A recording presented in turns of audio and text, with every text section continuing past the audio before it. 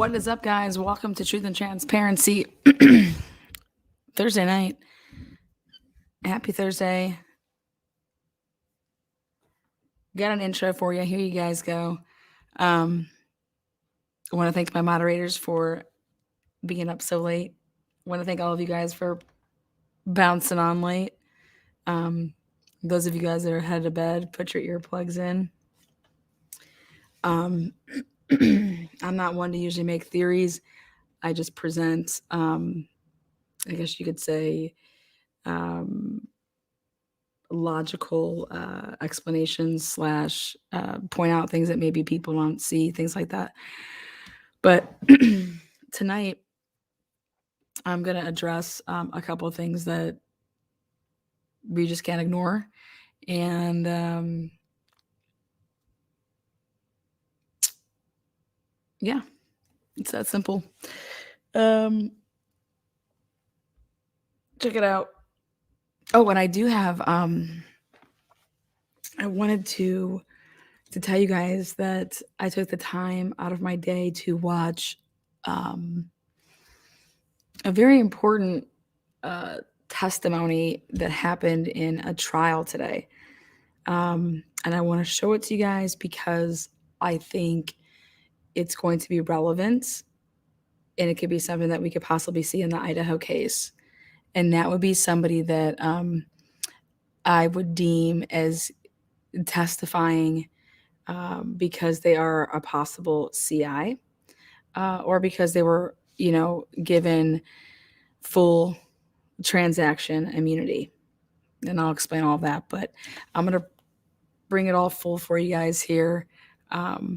Again, it is my birthday month. I love March. So many good things happen in March.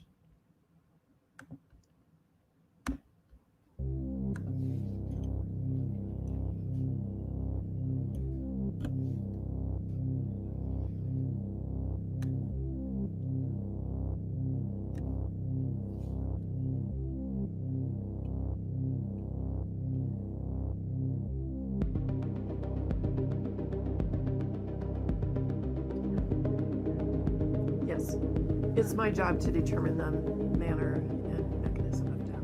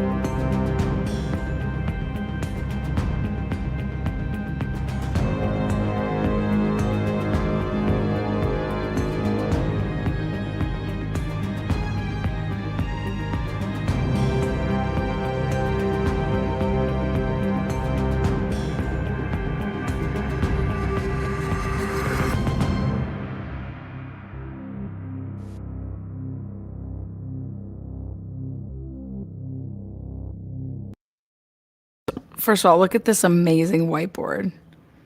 Look at that. I mean, that's pro style right there.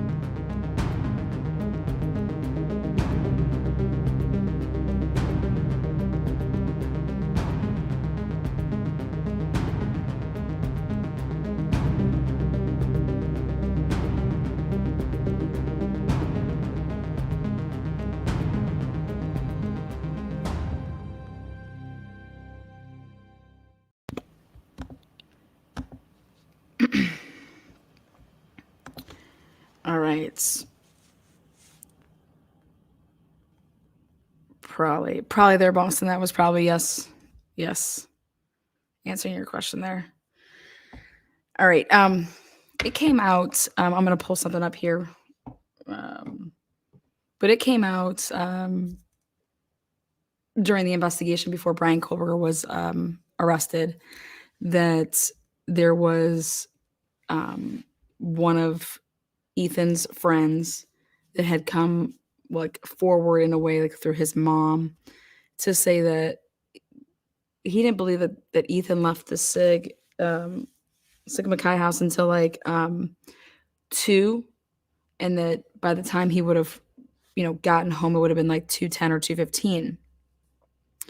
And again, don't know if this is, if it's accurate, or I know that the account's accurate as far as like who said it. But this person, a male, went forward and told the police about it and said allegedly that he was texting with Ethan. And I'm going to show you guys the message that the mom put up. Get it here for you guys. Again, welcome to the transparency. We just got started. Thank you, mods. Welcome, new members. Thank you for the super chats early on in the show. Subscribers, love you guys. Thank you. Do me a favor and hit the thumbs up or thumbs down throughout the show at a point that you feel it is necessary to make yourself known.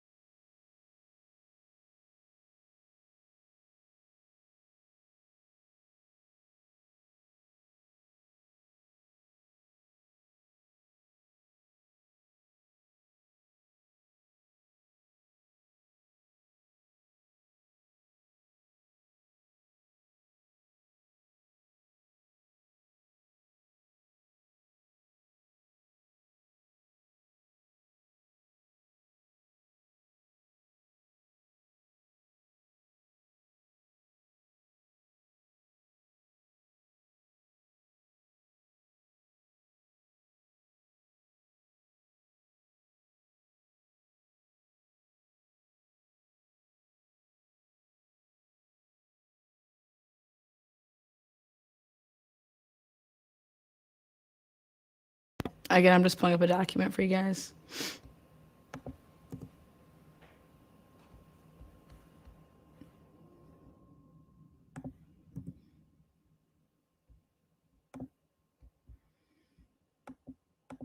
All right, here we go.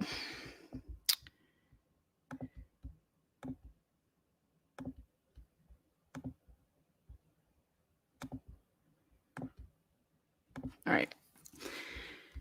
This is so hard to watch. Ethan texted my son at 2 a.m. and he's almost positive they were still at Salem High at that time based on what the text said. Okay. That wouldn't put them at the house until at least 2:10, 2:15. My son called the tip line and reported this days ago, but they are still saying they think Ethan and Xana were at the house at 1:45. Frustrating. Okay. So now, this isn't like this just came out, just so everybody knows. This isn't like it just came out like 5 hours ago. This is something that had come out before Kohlberger was arrested. Okay. So, prior to us ever knowing, okay, about a white Elantra and that, the timestamps of the PCA, this was out there. Okay. So, this goes to everything that I'm going to talk about tonight, which is the timeline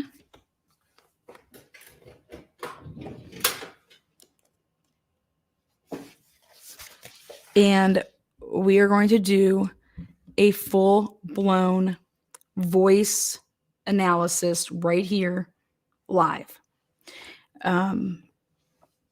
We're going to do a couple things because it matters. Now, again, remember, this comes out. This is not like this post has been out, and this post was out before this was out. Okay, so is there credibility in this statement? Absolutely, because this person has no reason at the time to, after the fact, want to say something because there's no after the fact yet. They're saying it kind of like in real time in terms of like, well, I don't understand why they're still saying that Ethan and Xana were home at 1:45. And here she says that my son called the tip line and reported this days ago. It's like anything. Let's say that a piece of evidence comes forward.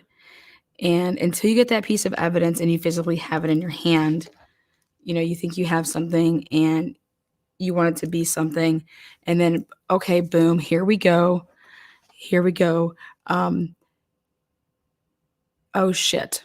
We have proof now that here's a message from a guy to Ethan, and 100% the way this text message would read would totally indicate that, in fact, Ethan wasn't at home, let's just say, and that he was still over at the party. Well, do you remember that point in time when they were like all dead set that Ethan and Xana got home at 1:45? And then there was a time that, okay, now they backtracked on that and they're like, okay, we want more information surrounding Ethan and Xana's night. So come forward. I do believe that this is the reason. I believe that this is the reason that investigators needed to find out a little bit more. It's because they weren't home at 1:45. Also, I believe it's the reason that for whatever reason, I think there's parts of every victim's phone, there's parts of it at some point that mess with this timeline that they have. And so therefore they're not using it in the PCA. If you note, the PCA specifically says that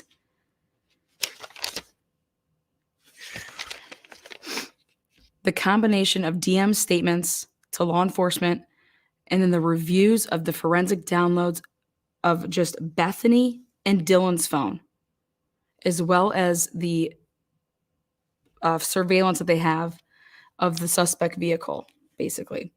That is it that they're using to determine that this homicide occurred between 4 and 4:25 a.m.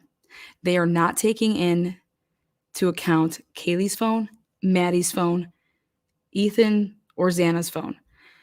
Now think about that. Think about any time. Think about if this was, think about anybody out there telling you that we didn't use your, say that would have been one murder. We didn't use their digitals to come up with a timeline of when they were dead. We used not their phone, but we used, just for lack of just better words, somebody else's. But yet your kid is the person with, they're the one that is the victim, and you're going to sit here and tell me that you're not using my kid's digitals to determine time of crime. I'm gonna ask questions about that. I'm gonna wonder why.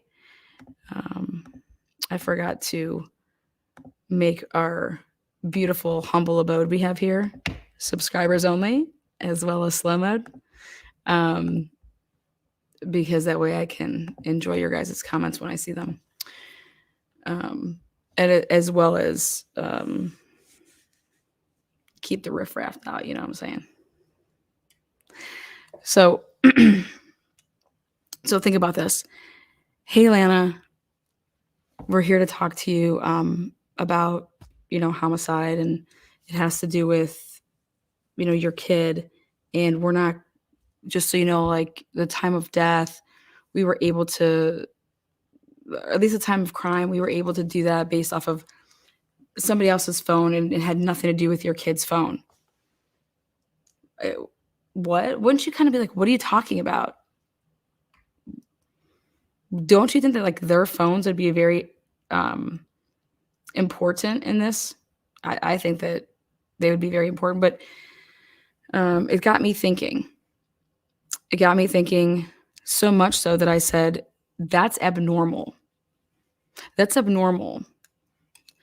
That you have 4 deaths alone at the same, right around the same time, and you're not going to use any of their phones for when you're filling out a PCA to arrest the guy that you want me to buy into 100. You're going to sit here and tell me that you didn't use my kid's phone, their digitals, to aid in this. And that's unheard of. That's unheard of. So I thought to myself, okay, what would be the reasons that you could possibly ever not just use one phone, but all four victims' phones? Like, I'm just like, that's like almost impossible. Why aren't you using their phones to determine the time of crime? Why are you using the surviving witnesses' phones in their downloads, as well as some outdoor camera that's talking about multiple cars that it could have seen on camera? And that we think that we got it narrowed down, that it was 4 o'clock to 4:25.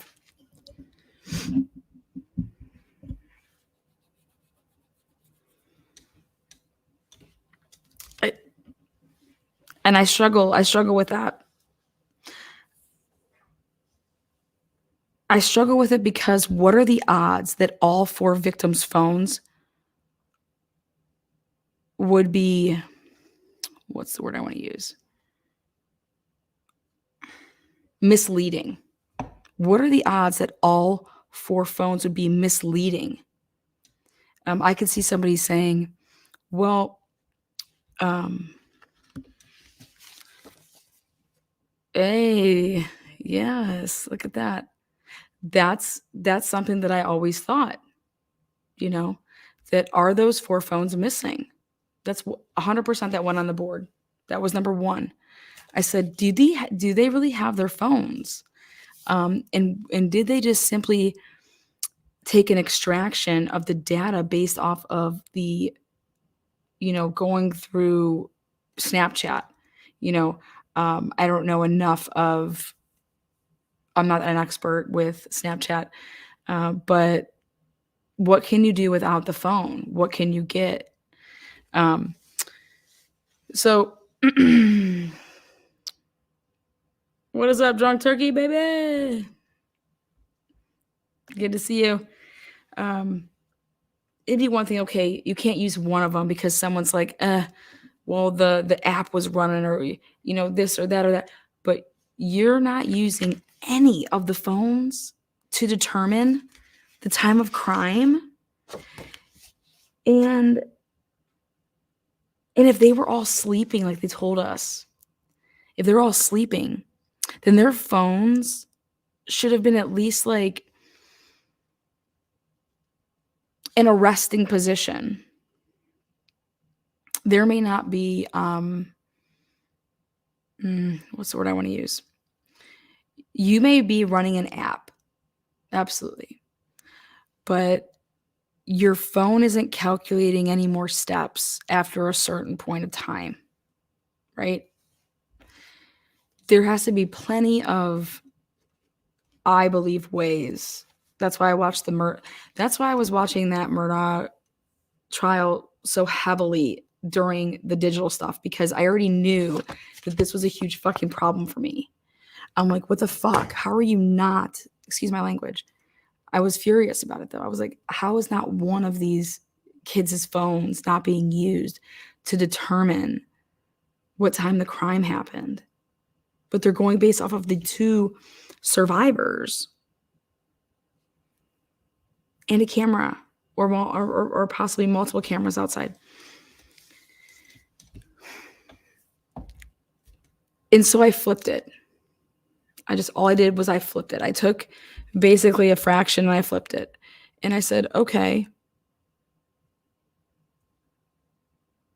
if I used their phones, there's no way in hell I'd be able to have the same timeline. Because if I could use their phones and say the same thing, I would. If you could say 2 + 2 = 4, and you could say to get to 4 different ways, you would say it. 0 + 4, 1 + 3, 2 + 2, 4 + 0, right? You would say all 4 of those ways that you can get to 4. 4 + 0, 2 + 2, 3 + 1. I think it's only 3 ways. Anyways, you wouldn't. So I said, if those phones could get you to the same ending point, you would use them. So guess what? That tells me that they can't. They can't.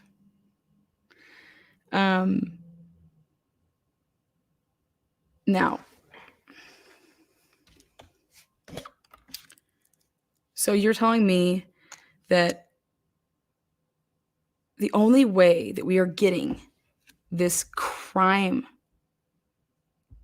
time is by Dylan, her testimony that originally started that she was sleeping downstairs and nobody saw anything and everybody was home at, those two are home at 1, and this fucking narrative over here. But Dylan's testimony and those two girls' phones being extracted and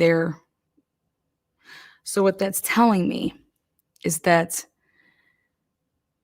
their phones have to put them at that house to then back up their statement, period. Okay? Now I'll repeat this. Their phones have to be at that house. Okay, pinging there at least. Their phones have to be in that house to back up their statements of what they're going to say that they're there. That's what you need. Now,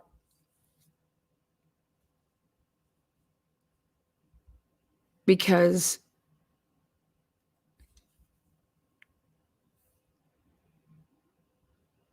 you can't, if their phones don't put them there, okay, then their statements, okay, are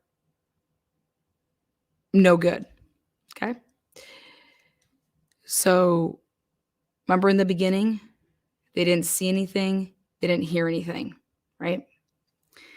And then my stupid ass has to do this damn episode to put Dylan's bedroom on the second floor. And it could easily be said, just like how people were doubting me that her bedroom was on the second floor. It could be easily said just because her bedroom was on the second floor doesn't mean she slept on the second floor.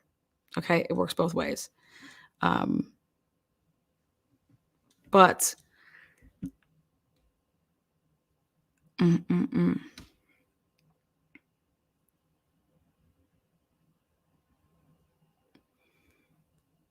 I believe, based off the evidence that we have in this PCA, that the phones of the two surviving witnesses put them in the house to then at least corroborate DM statements. Just because your phone is there, though, okay, doesn't mean you were there. So, curious to see the movement of DM and Bethany's phones, okay? Because remember in the beginning, they slept downstairs, they didn't hear anything, they didn't see anything, and they slept through, basically. That's what they led us to believe. They also led us to believe that they were both out in two separate areas that night, but then they got home at 1 o'clock. Then when the PCA comes out, it's completely fucking different. So much different, okay, that I made a phone call and I called my friend and I said, so you know what the best thing that you could ever do if you're ever going to commit a crime, and that's to take somebody's phone. That's to take somebody's phone. And, you know, you don't, if they don't have a phone, if you are messaging with them or like if you destroy their phone, it's going to be harder to get, you take their phones and you take IDs. That's what you do to slow down an investigation. Because then people have to, usually people aren't in their homes when this happens, but then you have to like, how do we find out who this person is? If you found somebody on the side of the road and they didn't have their phone on them and they didn't have their ID on them, it's going to take a lot longer to ID them than it would be if they had their phone and their ID on them. So I said, if somebody had plotted this and planned this, wouldn't they take their phones? Wouldn't they take their phones? And then I said, well, why aren't they using their phones in the PCA? Like, what's going on? And it's to the conclusion of, because of simple logic. These phones, whether they are in the possession of the police department or whether they are lost, they cannot be used to put the time of crime between 4 and 4:25. That is 100. Because why wouldn't they put it in there? Oh, because we're just saving that for court? No.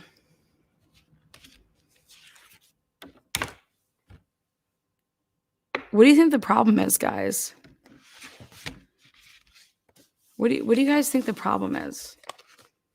That they can't use their phone? Why would you have to write this in the PCA? Think about this. Why do you even have to write this in the PCA? Why do you have to write the PCA? The combination of DM statements to law enforcement, reviews of forensic downloads of records from BF and DM's phone and phone of suspect video and video of suspect video as described below leads investigators to believe the homicides occurred at or between 4 a.m. and 4:25 a.m.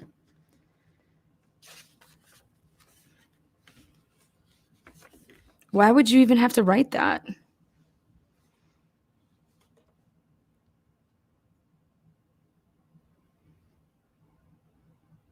Do you think that that has anything to do with the fact that maybe the ME report's not gonna like like, do you think that the time of death based on the ME has anything to do with it?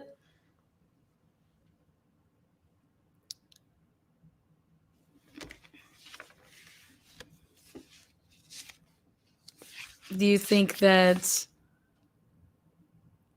it's strange that not one victim's phone was used for the time of crime to determine the time of crime?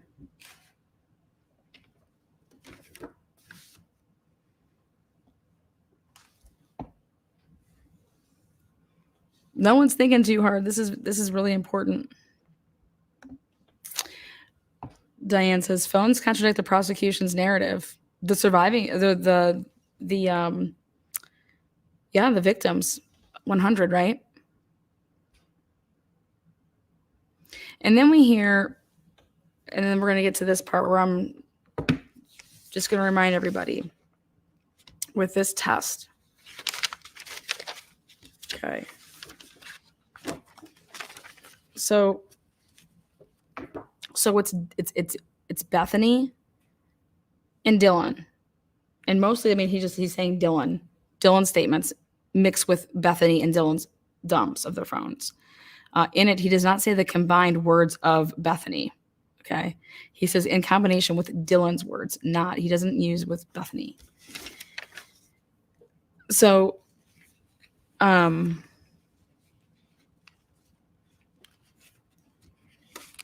we get to the part of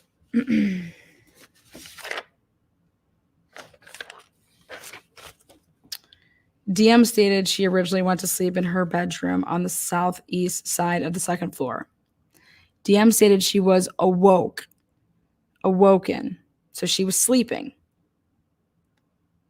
Okay. So let me first tell you that if you're going to give a statement that says everybody was at least in their rooms, maybe not sleeping, but hey, everyone's home by 2 and everyone's in their rooms at least by 4. That would have to come from the last person that was like out in the main room to then put everybody in their bedrooms. Okay. So if Dylan was sleeping and she was awoken at 4,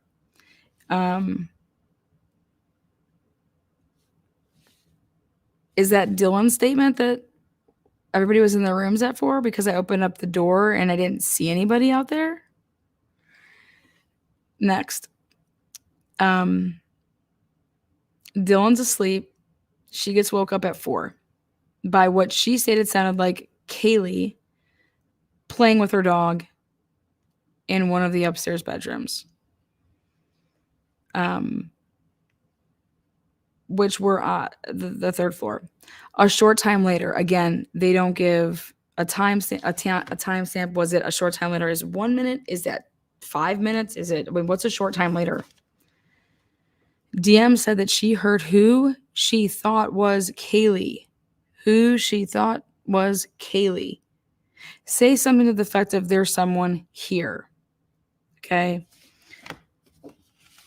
So if Kaylee says, or if Dylan says who she thought she heard was Kaylee, why is the next wording?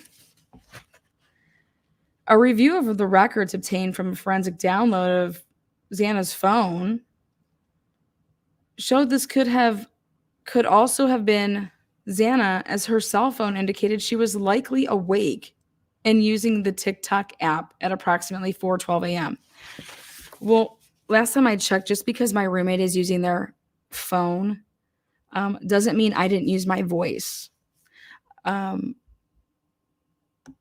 I've stated this before, and I really need to reiterate this. I lived with, it was me and 5 other girls. They were all soccer players, and I played the other sports. And so you put me in the same room with them right now, I will tell you each one of their voices.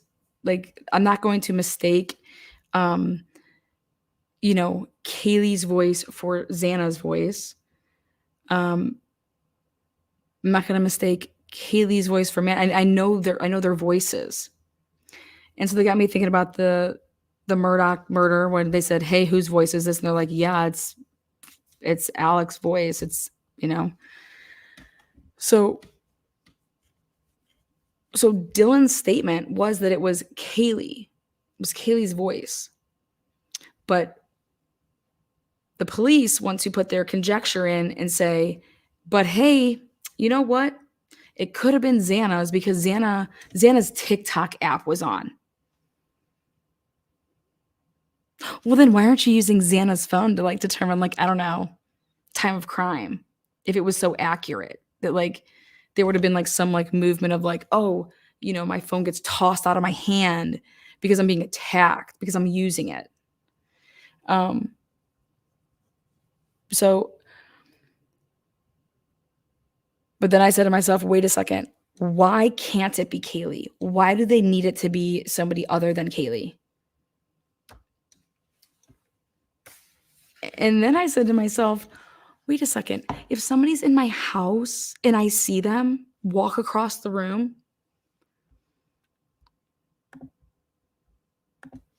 and I see them walk across the room, I don't say, "There's someone here." When I see somebody, if I see somebody, I don't say, "Oh, hey, there's somebody here." I say, "Oh, hey, Tim. Hey, Bob. Hey, Sue." Right? But when I see somebody pull up and shine their brights in my window and I see the car, or I hear a knock at the door,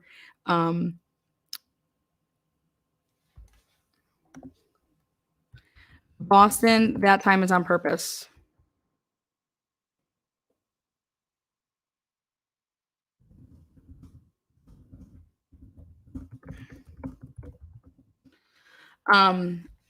So when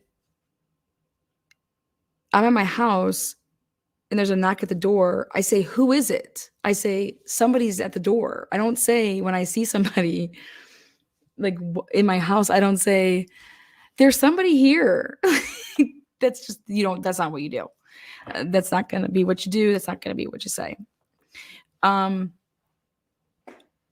So let's go back to the beginning, because I try to break things down to help you guys. I want you to think. I'm not going to think for you. I'm not going to tell you what to think. I'm just saying, is it logical if somebody was in your house that you would say, you would see them and you would say, "Oh, there's someone here"? Or would you say, "Oh, hey, Tim, how are you?" Or would you say, "Excuse me, who the fuck are you?" I mean, you wouldn't say you hear a knock. There's somebody. She thought she heard what was Kaylee say, "There's somebody here." And then the police were so quick, as they wrote it, to say, "Oh, but we looked at Kaylee, or we looked at Xana's phone, and the TikTok app was on. So it could have been her too." And I'm just like, you guys want to talk about reaching?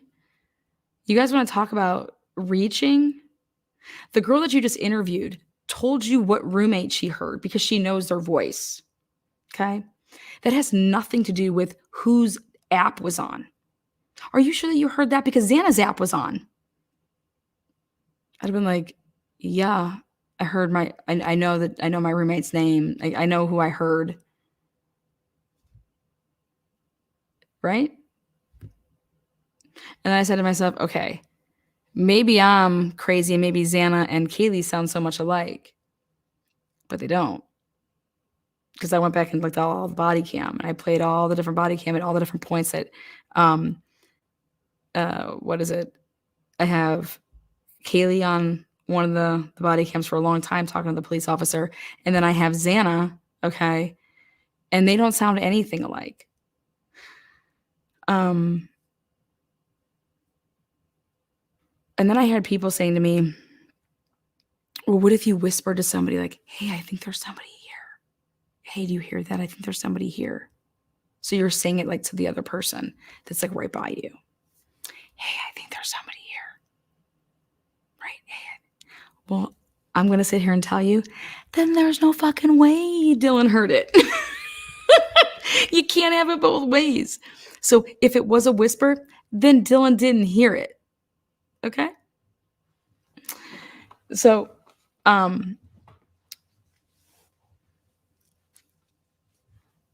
point being is that if you interview me, and they're going to have these interviews and they're going to be able to read them and they're going to be able to see, Dylan said she heard the dog, she heard the dog, which she thought she heard, Kaylee playing with the dog. Then she thought she heard Kaylee say something like, there's somebody here. And did she ever retract that to say anybody else? Did she ever say, oh, it could have been this person? Did she have multiple statements? Because remember, she's in the second floor, if allegedly she was. And then I got to thinking more about like, okay, well, where was Dylan when she would have heard this?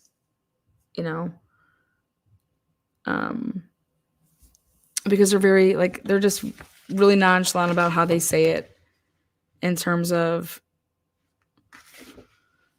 they make it seem like, but it could be misleading. They make it seem like that all happens before she even opens up the door.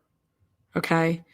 Because that's in the first paragraph. And then it says DM stated that she looked out of her bedroom but did not see anything when she heard the comment about someone being in the house. So, and it says that she looked out of her bedroom. DM said that she opened her door a second time. So that means if you had to open up your door a second time, that means that on the first time you had to open it up. So not only then you're asking DM to hear, somebody's here, to now the door's closed and you have to hear it through that. And y'all want to wreck this house. They want to take this house and just chop it down. Well, they can do that. Go ahead. But if you do that prior to this trial, if there is a trial, then it's going to be the biggest miscarriage of justice that I think I've ever heard of.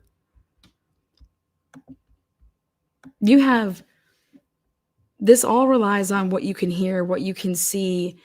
Is it possible for this? Is it, if you're a jury, if you're a jury member, do you want to believe, I want to go in there and I want to be able to hear something. And when people are like, oh, the house isn't going to be the same because all the furniture's not in there. Have you guys ever seen a realtor come in and stage your home? Have you guys ever seen the OJ trial? I'm sorry, but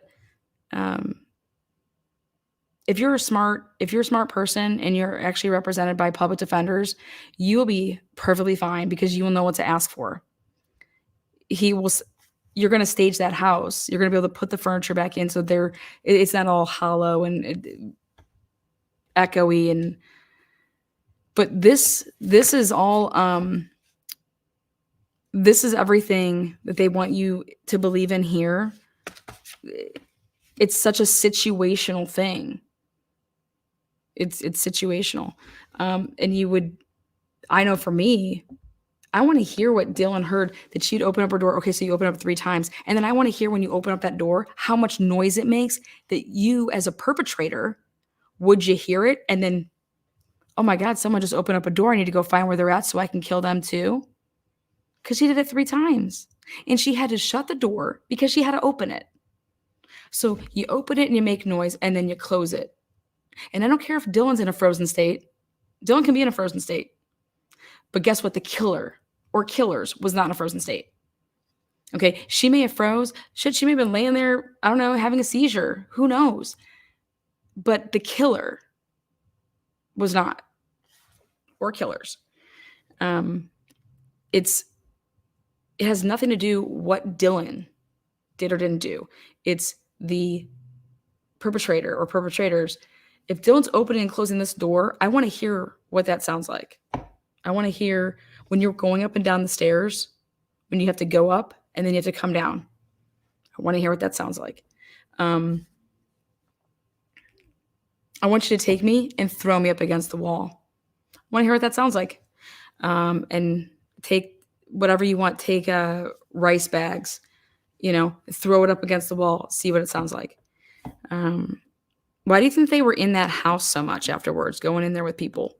I think they wanted to see what was up. But when they kept saying, we take the totality, well, guess what? I'm taking the totality. And the totality tells me that you better have the murder weapon.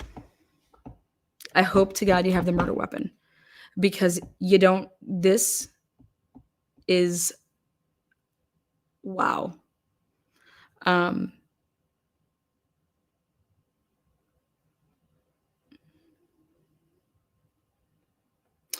Do you know how easy I think it's going to be to have someone like Dylan and Bethany to say something like this? Well, did you hear? Are you sure? How many people were there? I don't know. I don't know what time they left. Okay, so they could have still been there. Well, I mean, I guess because, well, you kept waking up because you kept on hearing things. So were there people, they're going to be, you think that they're going to be able to like pivot under, I don't think they're going to be able to, because I don't think they know. So they're going to be hesitant because that's your normal body. Like, I mean, unless they're going to be working with them and coaching them what to say. So it says here that you were sleeping and that you didn't hear anything.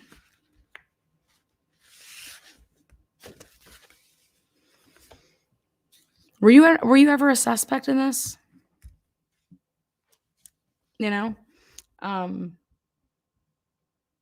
It's so let's back up with this timeline. Why would Payne struggle, or anybody for that matter struggle with, if you told me who you thought you heard, this is what I do. Okay. Write it down. Then guess what you do? Then you take everything that they told you, right? And you go and you have that. These are the statements. And then you start taking the statements and then you start comparing them to the digital evidence. And you're like, well, wait a second. This and this and this. You're like, but why would it be that statement just couldn't stand alone? Why couldn't what Dylan heard? Yeah, I thought I heard what I thought I heard was, let's even say that this is just what she said. Well, yeah, thinking back about it, like, yeah, I thought I heard some noise up there, but I just figured it was Murphy. I figured like it was Murphy and they were, she was just playing with her dog. Okay. Did you hear anybody go up the stairs though? Did you see them come home that night? Did they have anybody with them? Who normally sleeps over? You have all these DNA samples in that house. I'm going to want to know, I'm going to ask, do you think any of those DNA samples would have been in the system? Unless they're criminals, they're not going to be in the system. So you have all these You have all these DNA samples with no matches. We just have, unless you're going to go around and ask everybody, hey, do you want to give us your DNA so we can match these samples? So we can just start like eliminating. I mean, did that ever happen? Because I can tell you this, I'm not giving my DNA unless I can see that like it would get like, and it's not because I think that I'm going to go commit crimes later. It's so that you can't put me on a crime later. But no, I'm not just giving over my DNA.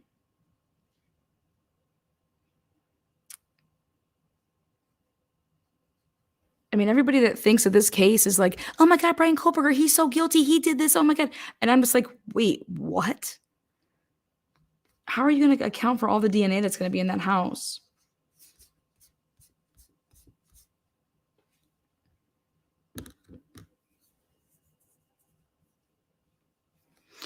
So again, going back to this timeline, And Officer Payne had to see something, and the other officers had to see something, that it couldn't be Kaylee. And if it was Kaylee, it was problematic for them. That's why they turned to, okay? That's why they turned to this statement, which is, oh, wait, but hold on. Xana's phone, TikTok was on here, and it could have been Xana. I'd have been like, oh, I guess it could have, but I'm telling you that it's not, because I know what Xana sounds like, and that didn't sound like Xana.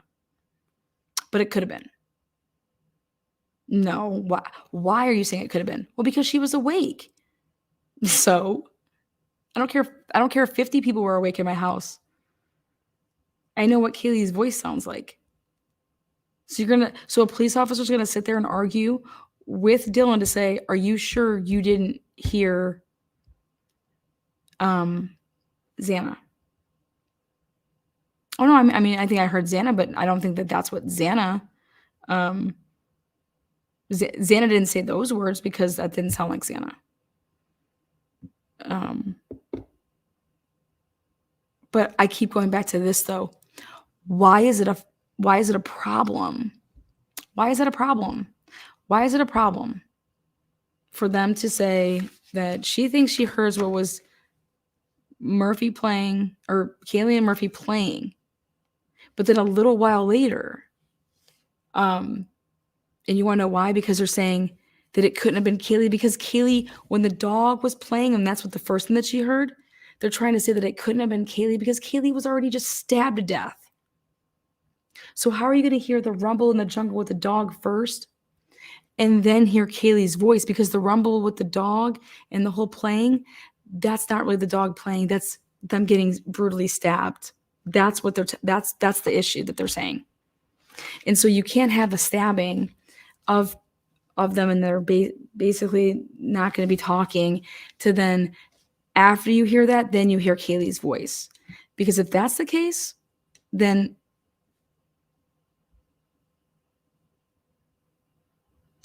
it doesn't work for them, because it's out of order. So the statement was, again, that you hear the dog, which you thought was the dog playing with Kaylee. If the dog is playing with Kaylee,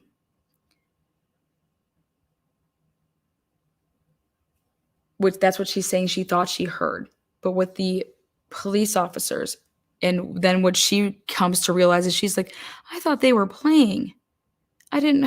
Yes, I heard stuff out there, but I just thought it was a dog playing. Oh my God. And then I heard Kaylee say something like, she thought, then I go back to lay down, then I hear someone say, like, there's someone here. And when I heard that was Kaylee. Kaylee said there's someone here. And then the officers are like, are you sure? Because Kaylee's dead, if like that's going on.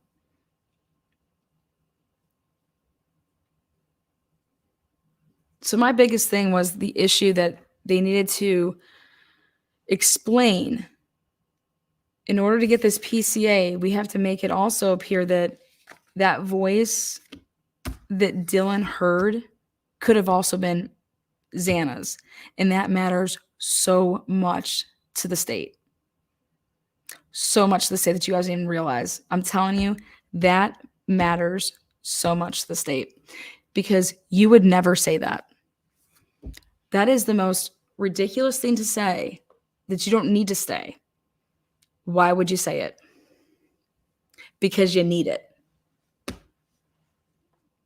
Because if it's Kaylee, it doesn't make any sense. Want to see my cat? Brian was obviously there. He was captured on camera. Alice, where have you been? No, he wasn't. Brian wasn't captured on camera.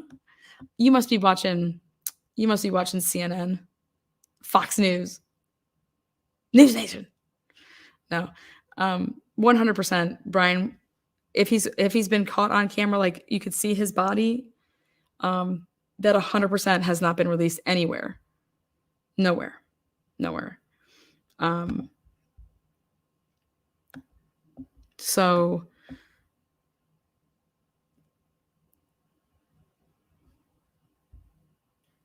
but so let's think about this. Let's truly think about this.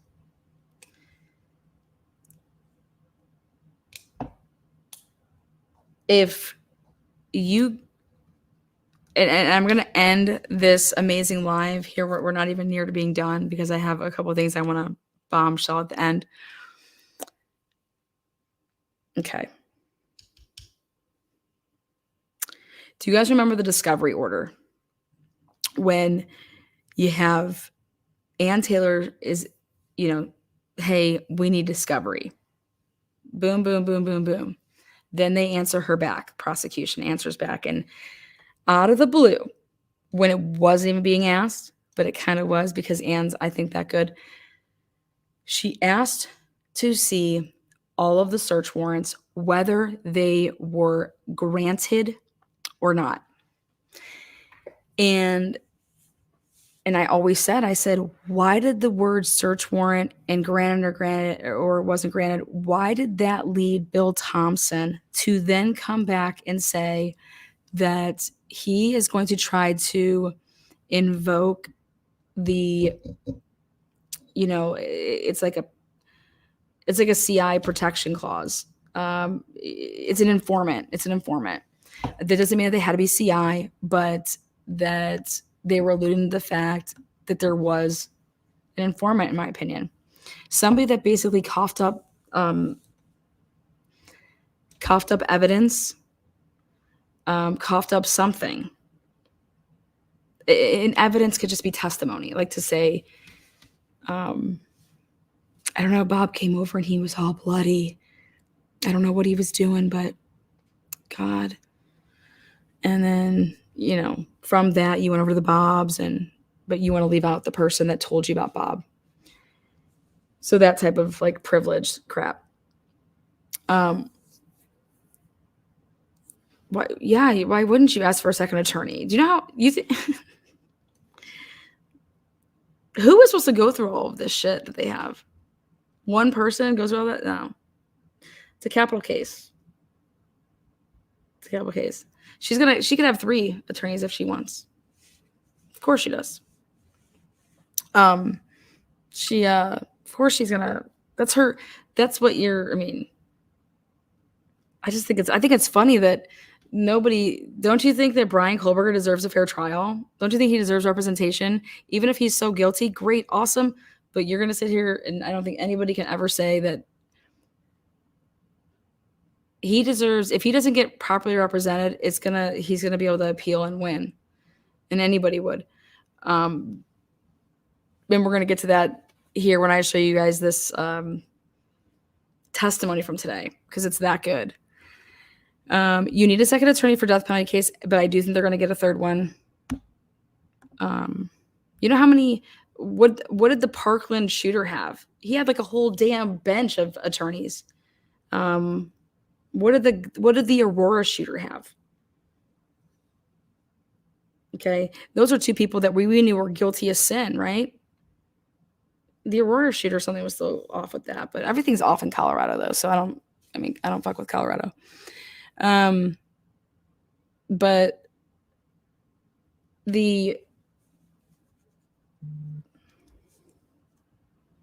I think it's only fair when the prosecutor has, 60 FBI agents that Brian Kohlberger can have a couple team members for his defense. But what I was getting at before I saw that comment about why is Brian Kohlberger getting another attorney, I don't know who's going to go through all this shit, but Ann, give me a call. I got your breakdown of all your paperwork handled.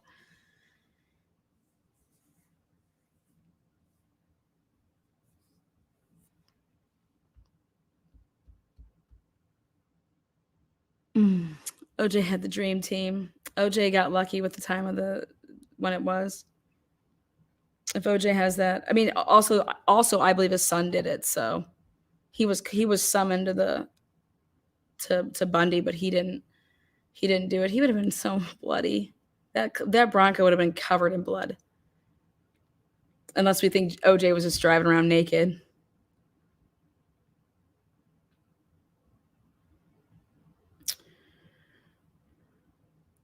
Very true on a fair trial. I think everybody deserves a fair trial. Everybody deserves a fair trial. Well, that's what I was saying, like the Parkland shooter and the Aurora shooter. But here, Brian Colbert, look at all this stuff. Look at this. This is anything but like a slam dunk. If people think this is a slam dunk case, I'm just sorry, but then they're keeping it for the fourth quarter, because right now there's no slam dunk here. Not at all.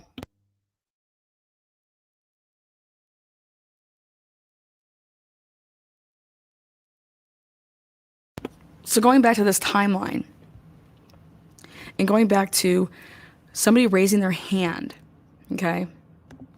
Somebody raising their hand and saying, was there a hostage situation going on? Was there a hostage situation? I'm starting to think that Dylan did not lie, guys. I'm going to tell you why in June.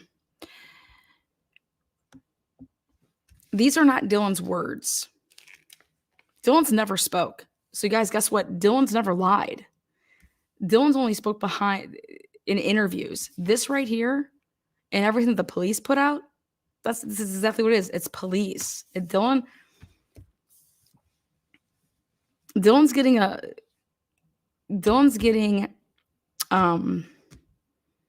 unfair judgment due to the police. The police have done this to Dylan. Okay, the police have done this to Dylan. They never needed to say a damn word about where Dylan was or where Bethany was or anything about them. It's an ongoing investigation. But they're over here like, oh, they were downstairs sleeping. Why would you say that? Why? Was it that important to say so that you could like throw the perp off?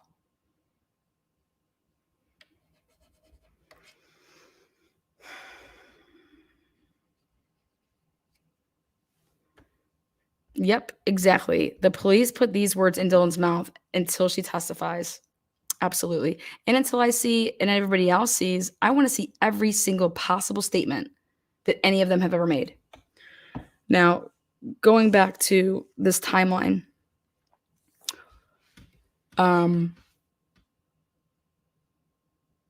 you heard it here first and run with it. You know how Doc says, don't run with it, it's just a hunch? I'm going to tell you, run with this. The 4 victims of this crime, their cell phones are not being used to determine the time of death. Or I'm sorry, take that back. The time of crime.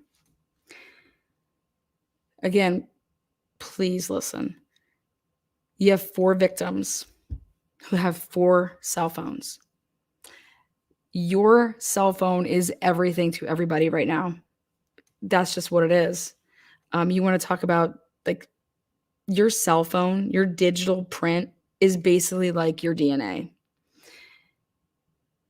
They have 4 victims that were all killed allegedly in the smallest window of time. None of these phones were used in this PCA to determine when the homicides occurred.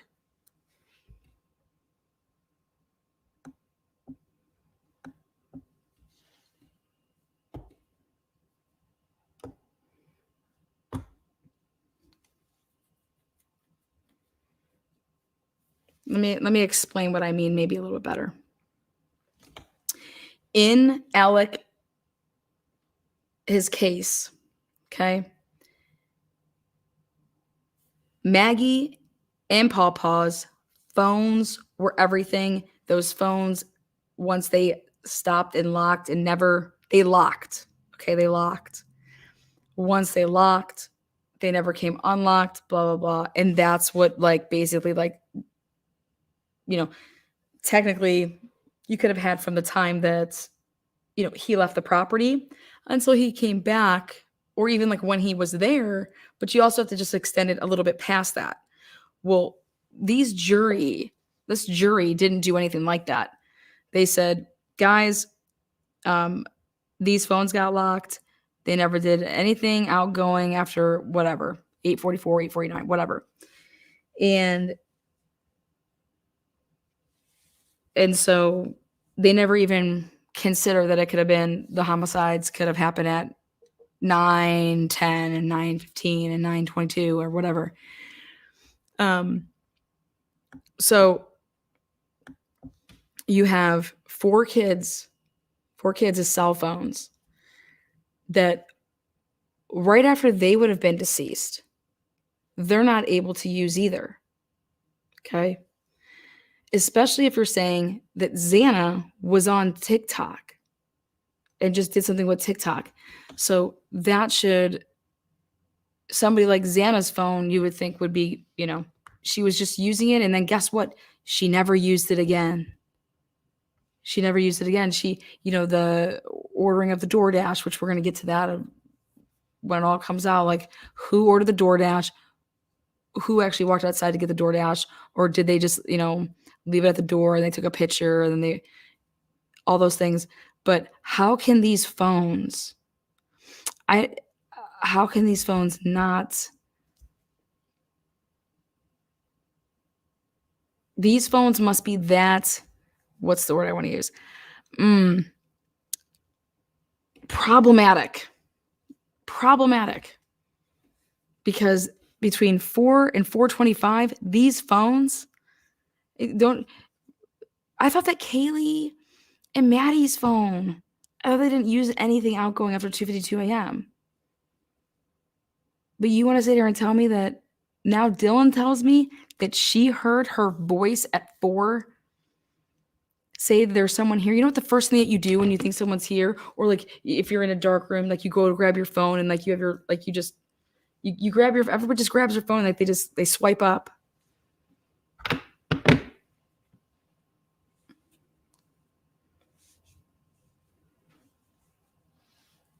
So is it that Maddie and Kaylee's phones never were used again after 2:52, no outgoing, no nothing?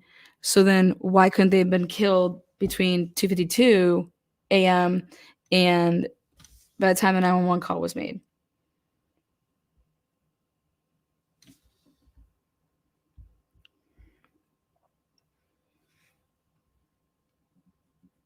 These phones are so problematic. That's what this is telling. That's what this is telling me. So much so that they couldn't use any of the victims' phones to pinpoint from 4 to 4:25. Do you guys see how problematic that is? It's basically saying that the phones are going to probably tell them that if you go off of their phones, it looks like they're alive. So the only thing that we're going off of right now to say that they're dead and is because of the testimony that's going to happen from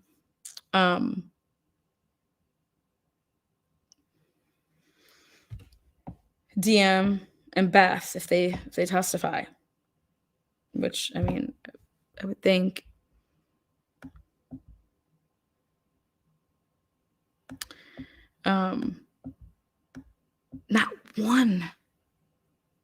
not one phone is being used to pinpoint the time of crime in the smallest of window. If you ask me, 4 to 4:25, like we got it narrowed down to 4 to 4:40. I thought it was 3 to 4. How did you ever come up with 3 to 4 in the first place? Oh, because Kaylee and Maddie's phones never fucking worked again. Okay. But now all of a sudden, oh no, they weren't dead yet. They were just what? Oh, they just passed out right after they were just shotgunning all these text messages, all of these phone calls. Then all of a sudden they just both go at 2:52. Come on. So they both fall asleep at the same time?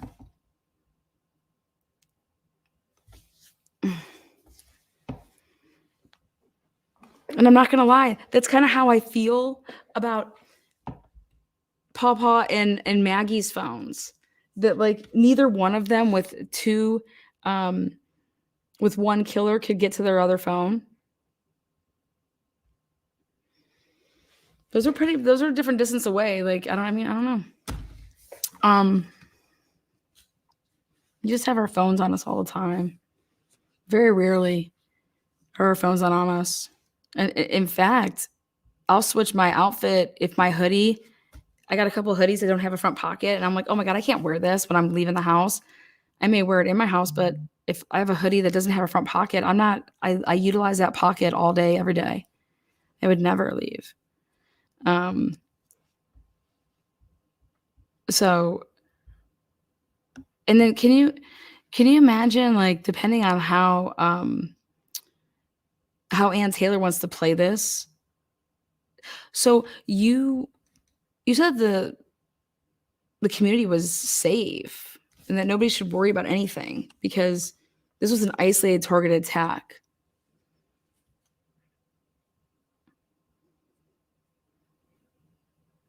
The community is safe. This was an isolated, targeted attack. But they don't arrest anybody until December 29th, 30th, in the middle of the night, whatever. And everybody out here in the world is saying what a monster Brian Kohlberger is. Do you guys feel safe that he was out there then? You can't make this up. Oh my God, he's such a monster. Well, don't worry. Moscow and they just said that everybody was safe and they had a chance to go talk to him on 11/29 and they didn't. In fact, they didn't. I just, come on, man. Isolated, targeted attack. But you don't have a suspect? And the community's safe? The community's safe? No, they said isolated. They used the words isolated. There's a difference between a targeted attack and when you actually use isolated targeted attack. Now, but I think that those people know what they're talking about half the time? No.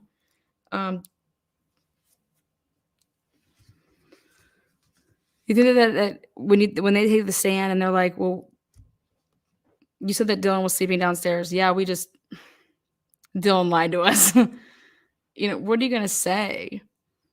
We were just thrown off the perp. Oh, but that's not what this says. When you guys interviewed her, she did say she was downstairs. She said she was holding Beth's hair back because Beth was puking her brains out, is what she said. And I'm just making that up, just like, because that's what I thought at first, like, made a little bit of sense. Also, it states here that, like, if I'm Ann Taylor, I'm finding this person, I'm finding this kid, and I want to see his text message, and I'm trying to find anybody, every little hole that they say that this is, I poke away at it just to say that you guys didn't get any of this right. I want to ask Olivia every question. How did you know the timeline wasn't right? Did you call the neighbors? How were you able to how did you know that Murphy was taken out and when they got home? What cameras got you that?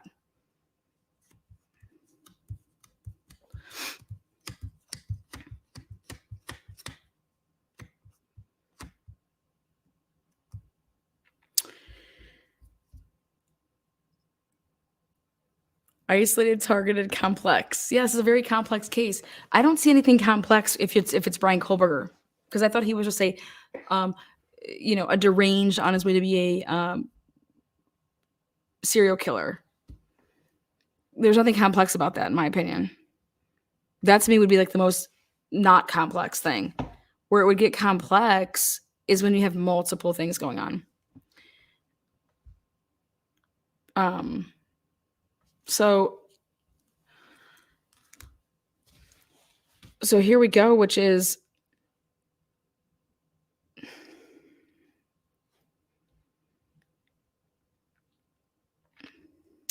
what's the first thing that you do that a bank robber does or any hostage situation does?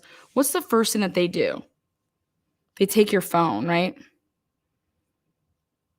They take your phone.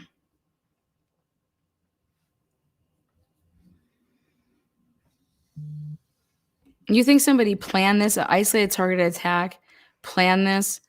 And then I said, like, why didn't they take their phones? Why wouldn't they grab their phones, shut them off in the house, and take them with them.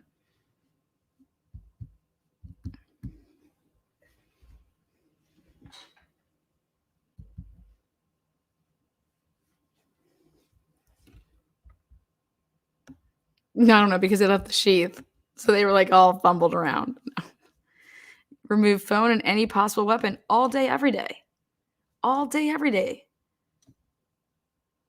And when I heard, you can't say that, oh, this was such a sloppy, messy, this is like nothing you've ever seen, but that this perpetrator made it look like they cleaned up because they walked outside and there was no blood, no nothing. There's like,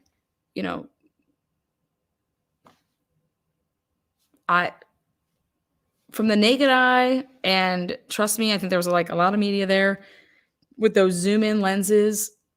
I think they would have seen if there was no blood trail.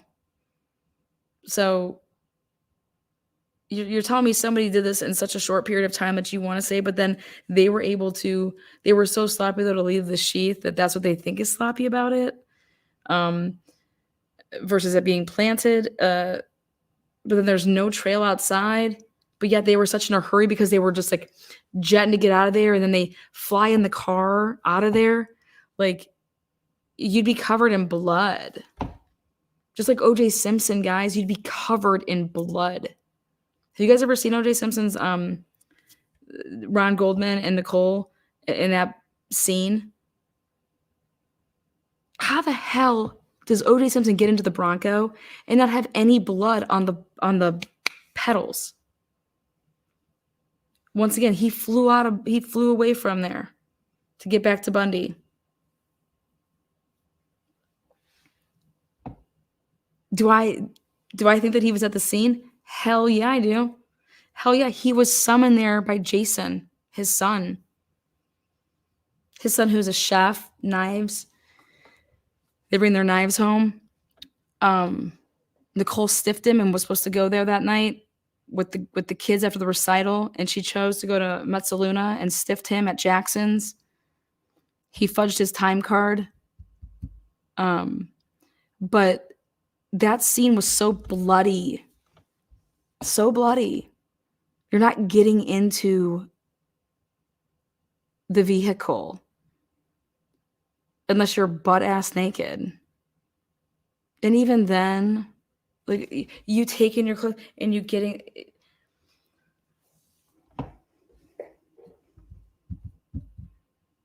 And then because of how bloody it is of a scene that they said,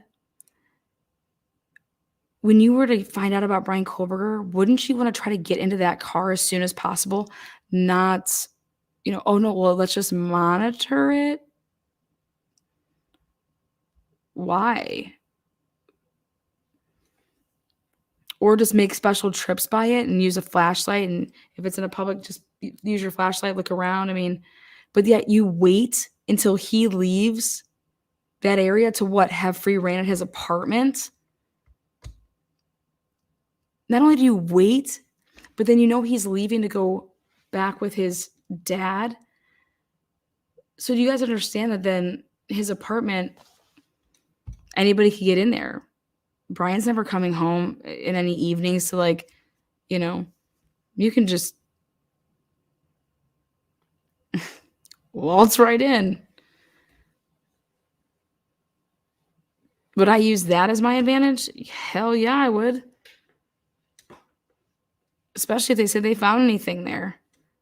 That apartment was, you guys know they moved, they found Brian Kohlberger's car on the same day that they moved all of the victims' vehicles to a secure location. Like, they found his car at 12:23 a.m. and 12:28 a.m. And then that same day, once it became like light out and like noon and stuff or whatever, they started moving all the victims' vehicles to the secure location. You know what's weird though? Thanks so much for JLR that was happened to be there and then decided to go find where those vehicles were parked, and he took a video, and I watched it like extensively over just like this little part over and over. Why wasn't the vehicles of Bethany or Dylan, why weren't those secured? Where were Bethany and Dylan's vehicles? And guys, I know people out there are going to say, oh, they didn't have cars. Well, guess what? Guess what? Myself and Bella, we found good old Bethany. She got a ticket while driving to Washington from Idaho to Washington. You know, it's just right down the road, 15 minutes. She got a ticket 1 month before the murders for tailgating, driving too closely. She got pulled over, and it was on October 10th for tailgating. The same thing that Brian Culver got pulled over. Yes. So Bethany got pulled over 1 month before the murders, driving, and I have the mile marker. I have all my crap over there. But the point of the matter is that she was driving a vehicle. She gets pulled over, and she is ticketed. And she doesn't pay her ticket on time. In fact, it wasn't until December 13th,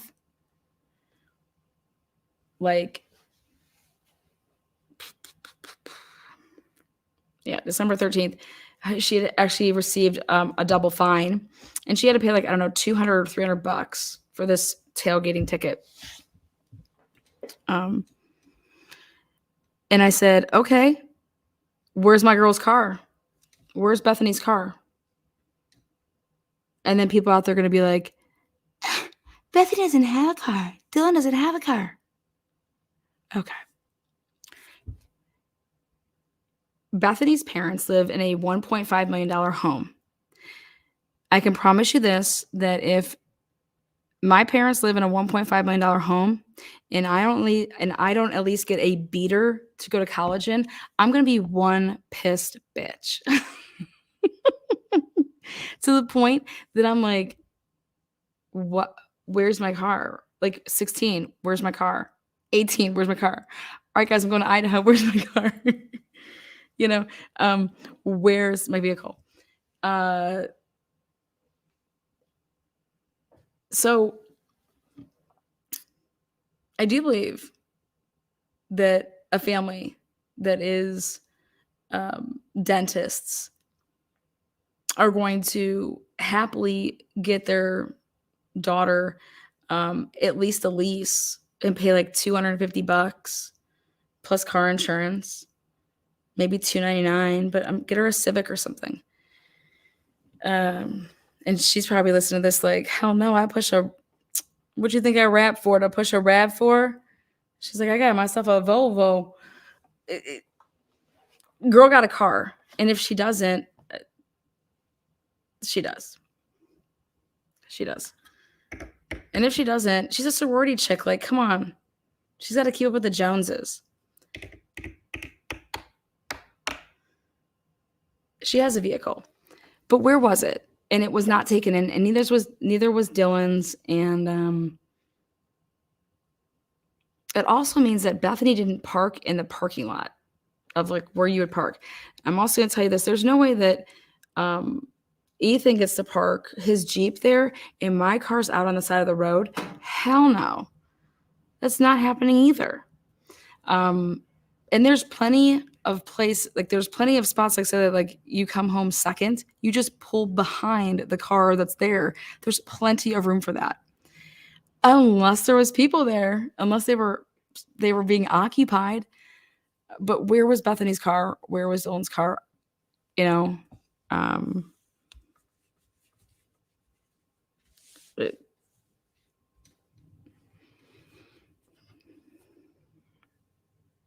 And I will say this, if it comes out in court that Bethany doesn't have a vehicle, I think she needs to ask her parents for one for her 21st birthday, because that's shame. Maybe the sorority can chip in and, I don't know, get her one. But she should have a vehicle. You don't park on the side of the road. And I think if you go back and you listen to Mr. Gonsalves talk about it, he makes a reference to, hey guys, we really want to see the pictures that you have, because you never know in the background if somebody's car is supposed to be there, because they said that their car's there, and we're looking through these pictures and we notice that, like, oh my God, their car wasn't there. That was a very specific thing to say, so much so that I think it's really important, because they were eyeing somebody crooked, but they were told this person had an airtight alibi. And then he said, well, within an hour you have an airtight alibi.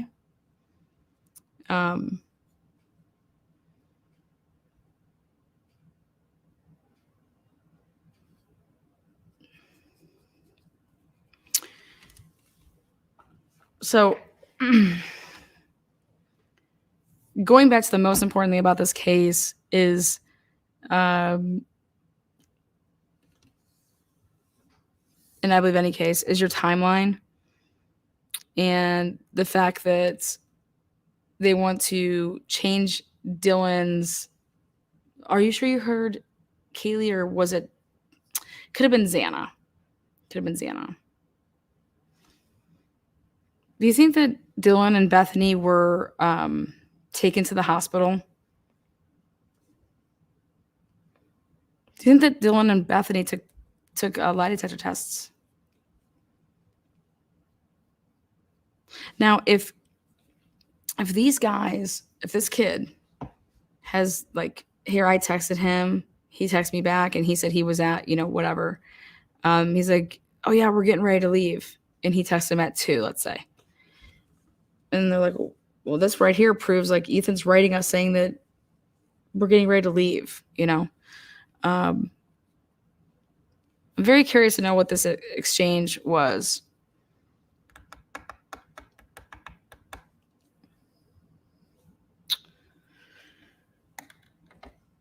Because why are you so adamant that people have to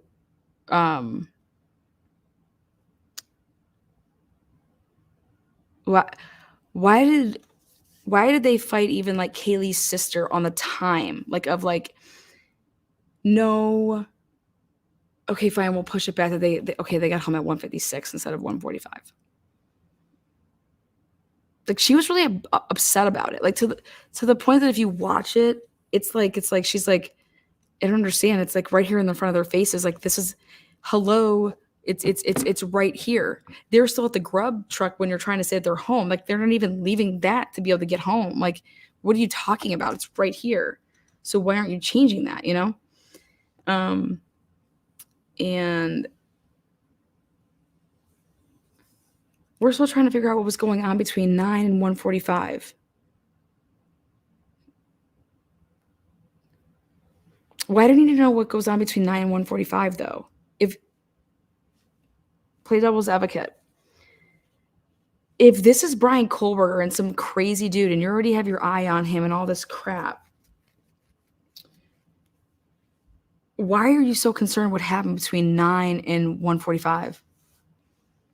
I'm more concerned what happened between the time that the football game let out and the time that you're actually physically seen on a camera. When you're not seen on a camera is what I want to know about, not when you are.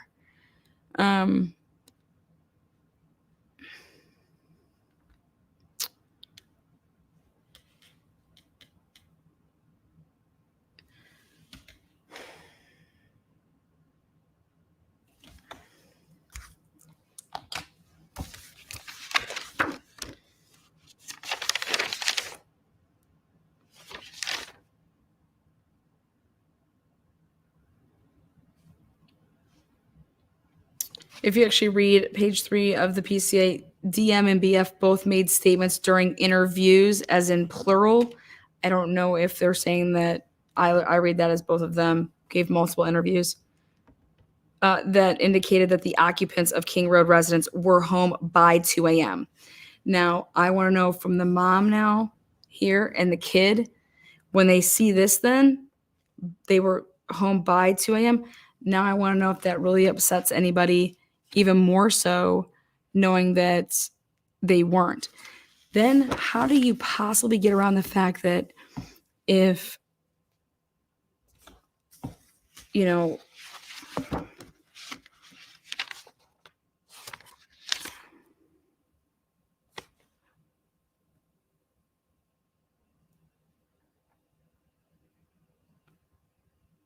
this changed. They went from saying that Bethany just saw them at the Sigma Chi house, by the way, to the fact that then it was they were there the whole. Like, it started being that they were there the whole time for a party. Then it was that they were just seen there, and then by the time they come with this, they're going with the fact of that Chapin and Xana are seen by BF at the Sigma Chi house on the University of Idaho campus from approximately 9 to 1:45. Okay. Now,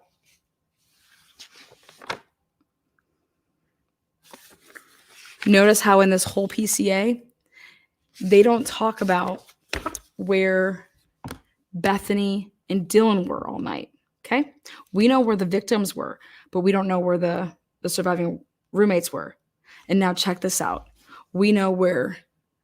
So then basically for like when the crime actually happens, then it gets flip-flopped and it's like, okay, we don't know shit about the fucking, excuse my language, victims' phones, but now we can tell you based off of the surviving witnesses. Now we're going to pinpoint them at that house to corroborate the fact that whatever statement's going to come out that their phone would back that up, but that the we can't use the victims' phones though for that. So we don't know where they were all night, but then it flip-flops.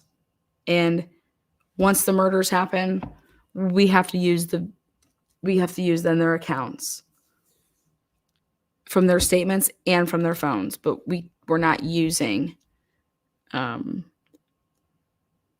the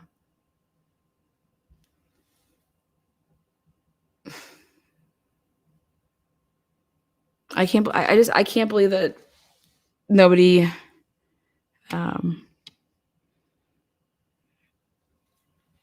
nobody on mainstream media is talking about this.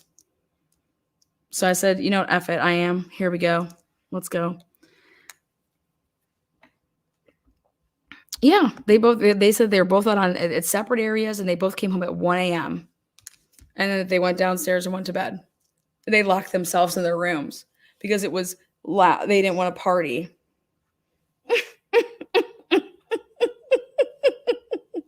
How do you get around this? Okay. Now we're going to close this out with, I promise you this.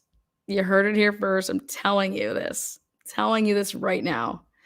The four victims' phones, guys, they cannot use them in the PCA because they do not, in any way, shape, or form, it's either because they don't have them or it's because they do not back and corroborate the 4 to 4:25 time of crime. The victims, you guys, the victims' phones do not support that. That's crazy.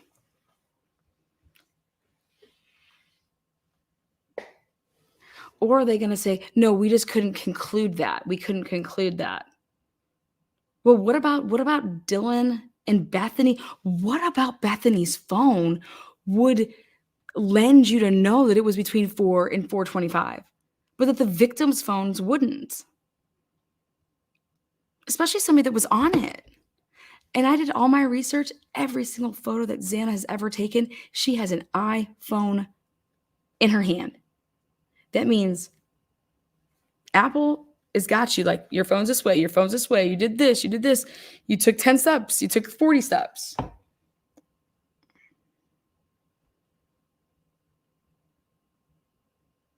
Xana, if she was on TikTok using the app and somebody walks, okay, so think about this. If you think Xana's on the phone at 4:12 using TikTok, that means that Ethan's not dead yet. Okay, because you're not on TikTok if your boyfriend is getting slaughtered. I hate to say that like that, but it's the facts. Okay. You're not on TikTok. Okay. Both of you guys are alive at 4:12 then. If that's what you want us to believe. So, okay.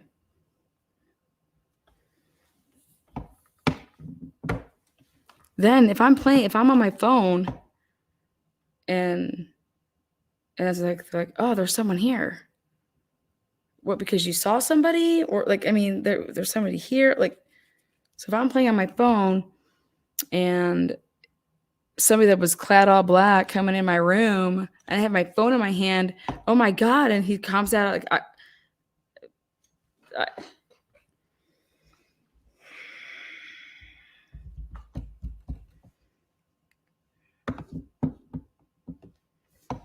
I think that these deaths happened.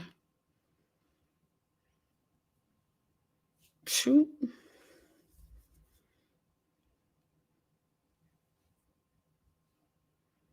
Nowhere between 4 and 4:25. If they're not able to have one phone of the victim's phone that would corroborate that just blows my mind. And then everyone's going to say, oh, they just didn't put in the PCA. Why wouldn't you? Because that's showing our hand. No. Like I said, I hope they have the knife. I hope they have the knife because they're going to need it. They're going to need it. Now, I'm going to close out with this. You guys can close your eyes if you want to listen to this. But today, an amazing testimony happened. I could not believe it happened. And I was like, holy shit, you guys need to see this because I could not believe this took place in front of my own eyes. The obsessed boyfriend case, they put a federal inmate who was popped for drugs. Okay. Popped for drugs as the prosecution witness. And I said, holy shit, I want to see this. I need to see this. So I watched it in real time. Then I said, holy shit, you guys need to see this. Because I believed within just a couple minutes of testimony, I said, holy shit, he's a CI. And it wasn't because of, oh, he's just testifying, to get a break with this one case. You guys need to listen to this and you guys need to see this. Because there was multiple things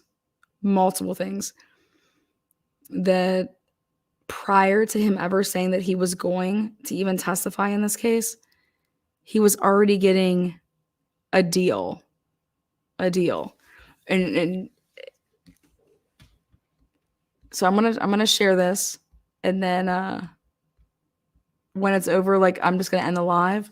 But I want to thank you guys for being here. Make yourself known. Thumbs it up, thumbs it down. But I do believe that we might be seeing a testimony like this if this was to go to trial. But something along these lines of somebody, coming forward or somebody that there's testimony that's coming from somebody that could be getting like immunity in some way. Or I believe that the guy testified today. I believe that he had transactional full immunity. And they can say that he didn't sign this yet or check it out. It's crazy. I cannot believe that the DA thought that this was a great idea, but I believe they lost their case today. If I was on that jury, I would be voting not guilty. But then again, I'm a tough critic, so. All right, let me share this for you guys. Oh no, thank you guys. Thank you guys. But yeah, I recommend you watch this. It's at the very least it'll put you to sleep. You can hear the voice of the prosecutor and then the defense attorney, which I think the defense attorney like rocks. Let's see here.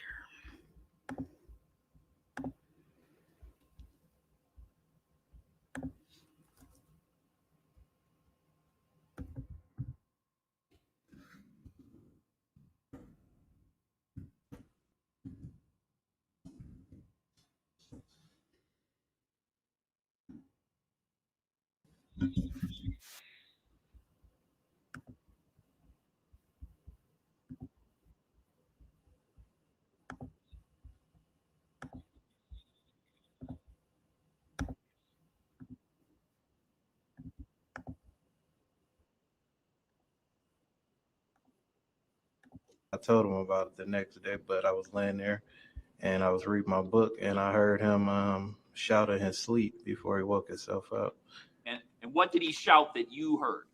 He said, "Die, die, die, motherfucker." And you're quoting as best you remember? Yes. All right. And so did you ever have a discussion with the defendant about this? All right, hold on. I want to start from the beginning of the Oh shit.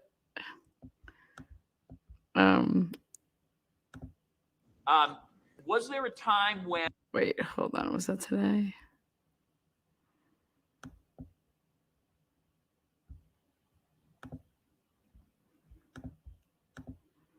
Well, we had talked and I told him, I basically knew he had did it, because I've been around killers. I know killers like pretty much, and he seems like a killer. I pretty much asked him like, how did you do it? What? What happened? Judge, I'm going to object here.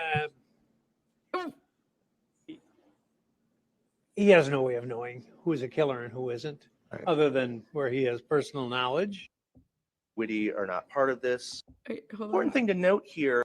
and entered a plea to and was awaiting sentencing that was going to occur on May 26th. The story of what happened with respect to Mr. Gutierrez on the day of his disappearance. You guys. It is relevant only You guys, insofar as it bears on whether the definition of relevance is something that makes more or less probable what Okay, here we go. the evidence. That is a valid and appropriate argument. Again, Judge, we're now talking about whether he can be questioned about something that is already in evidence in this case. Yeah, I think that's the bottom line. You're correct. It is not in evidence for the purpose that it now is being sought, but it's not going to suddenly. For sexual assault. And I did mention the South Dakota complaint. Snowing.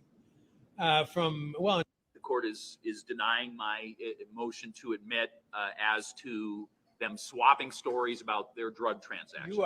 You are using the exact term I looked up yesterday. Very perceptive. But I want to be sure I understand the court's ruling fully because I'm going to instruct him. So what about him talking about what the defendant told him about the police raid of his home, where there's already evidence before a jury? They've already seen the pictures of what was in the police raid. I don't know what he told me. We're going to be in session, and I would tell you that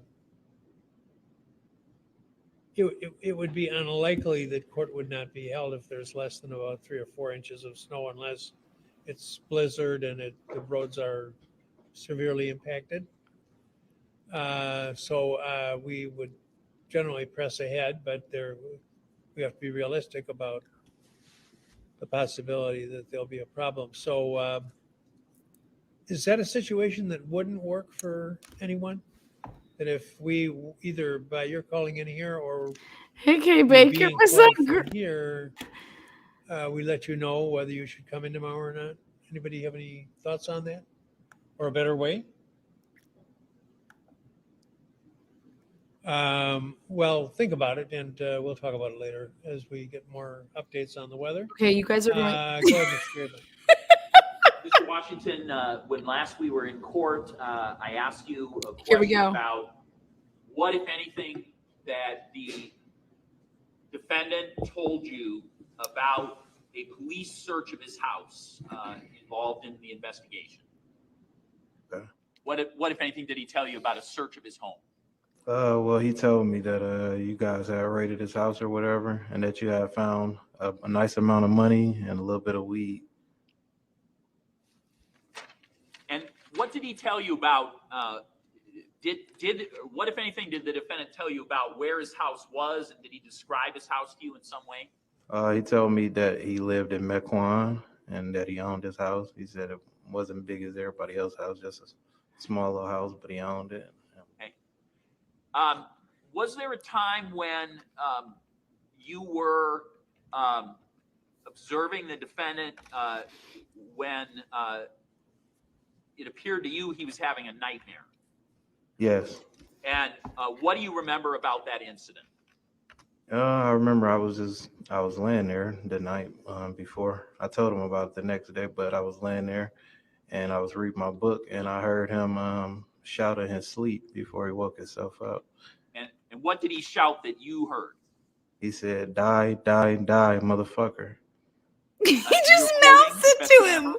Yes. All right.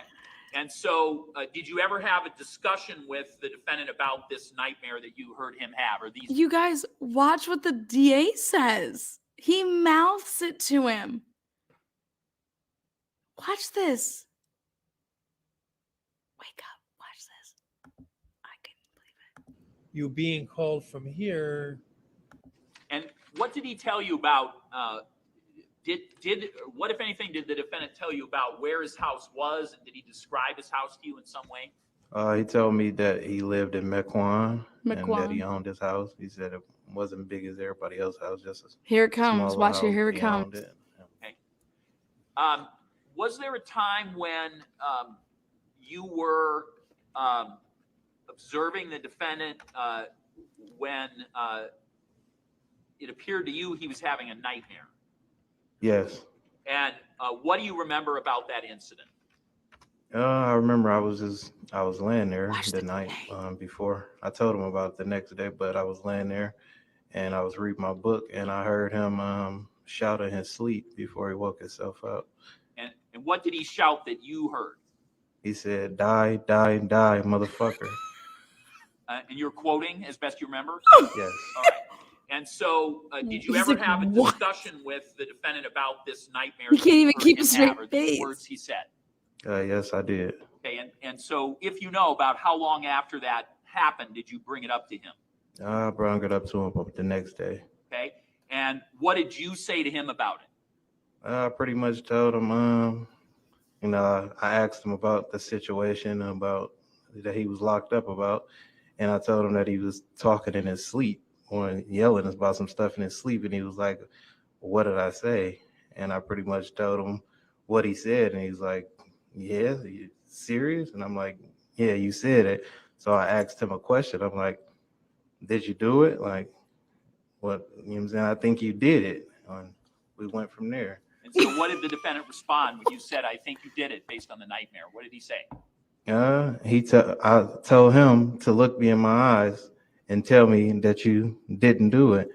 And he jumped down from the bed and he looked me in my eyes and he said, "I did it." He said, "That's the reason I have the nightmares. I'm unable to sleep at night because I think about it all the time."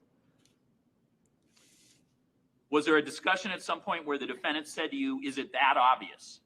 Yes, he did. And so, when did that come up? Objection leading, the very definition of leading.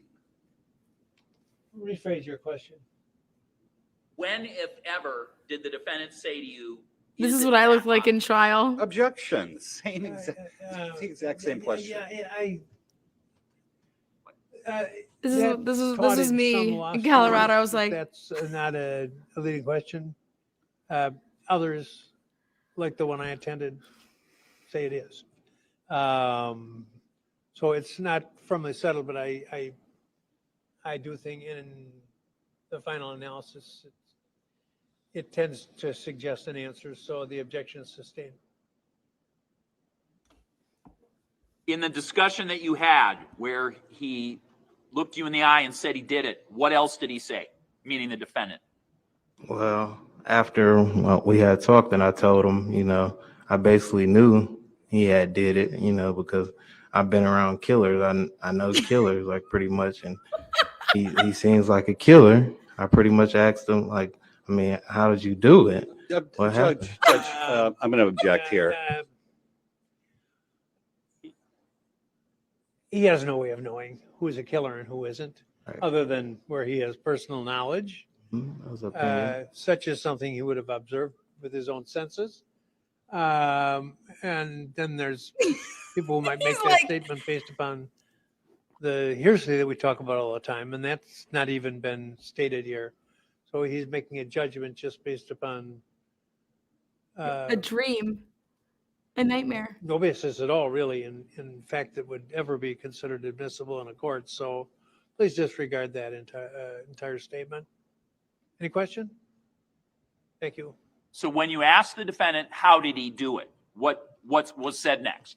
What did the defendant tell you? Well, he spoke indirectly. Starting off, he wasn't Then pretty objection much right there, indirect. trying to say everything that he did. I felt like he was held back, but he said that, well, if you gotta know a person, you gotta learn a person, you gotta be able to know, where they live, how they move when they leave, what they drive. And then he told me, one way of knowing when a person is going to be a certain area is GPS tracking. And he told me Amazon sold GPS tracking that you can put on people's car. Did he use a phrase to describe the circumstances of his case? What do you mean? Did he so well at some point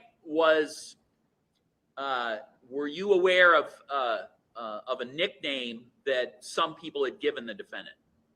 Yes. And what at some point what nickname did you hear people address the defendant with occasionally? A lot of times people would say Houdini or Zach Houdini, or just telling me about who my cellie was. And did they and was this a nickname that you did you understand why this nickname was given to the defendant? Yes, I did. And why was it?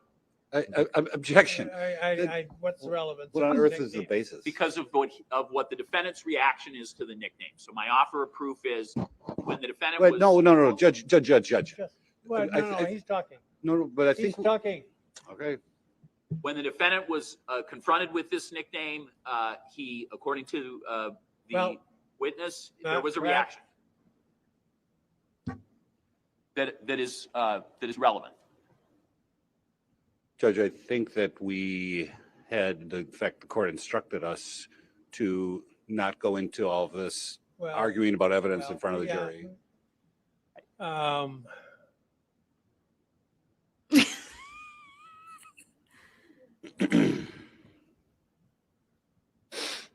I think the last question was started with a why as a word. Why? What is going on? Is this really court? Pardon me? When the defendant was confronted with this nickname. Why don't you start with a new question? When the defendant was called Houdini by individuals, how did the defendant react? He never denied it. He just would laugh it off, or This just is bullshit. go on about his day. And did the defendant talk about why people were calling him Houdini and describe, what that was about to you? Yes, he said they called him Houdini because of his case, basically because he made a body disappear, they say, and everybody called him Houdini because of it. And What can you say about how he was acting when he described that to you? Was he sad, regretful, just neutral? Was he proud? Describe his reaction as he had that discussion with you. Me, I think he was I think kind of like proud, but not really showing it. Like he kind of smiled it off. I mean, in jail, like you when you're around people, you got to have like this kind of name for yourself. I don't know. Everybody fighting the same battle in there, so everybody fighting different cases, and he kind of like know his case is big, and because of it, everybody know him. So he kind of like wear that jacket a little bit. He doesn't admit it to everybody, but he does wear the jacket, in my opinion. And what, if anything, did the defendant tell you about the circumstances on how he committed the crime? So you've already talked about, he said it took a lot of work. You got to follow the person's patterns, trackers from Amazon. You said all that. So what did he tell you ultimately? Were any of the circumstances he told you about how he did anything? Yeah, he ultimately pretty much just told me that. Well, I don't want to hear testimony. He pretty much just told Okay, me. well, he I'm not scolding you. I'm just Okay. telling you. You can quote exactly what was said, Right. but we don't want your pretty much. conclusion pretty much told. Okay. Okay. And Judge, a witness is not going to be able to exactly quote. We're not computers. So he's going to say, here's what I believe I was told, right? Well, We're not confused. You know, I understand. Your point is legitimate. Okay, so However, you got it. that's a flashing warning sign when It gets someone so good states, here in like 10 minutes. It he goes pretty like much said thus and so.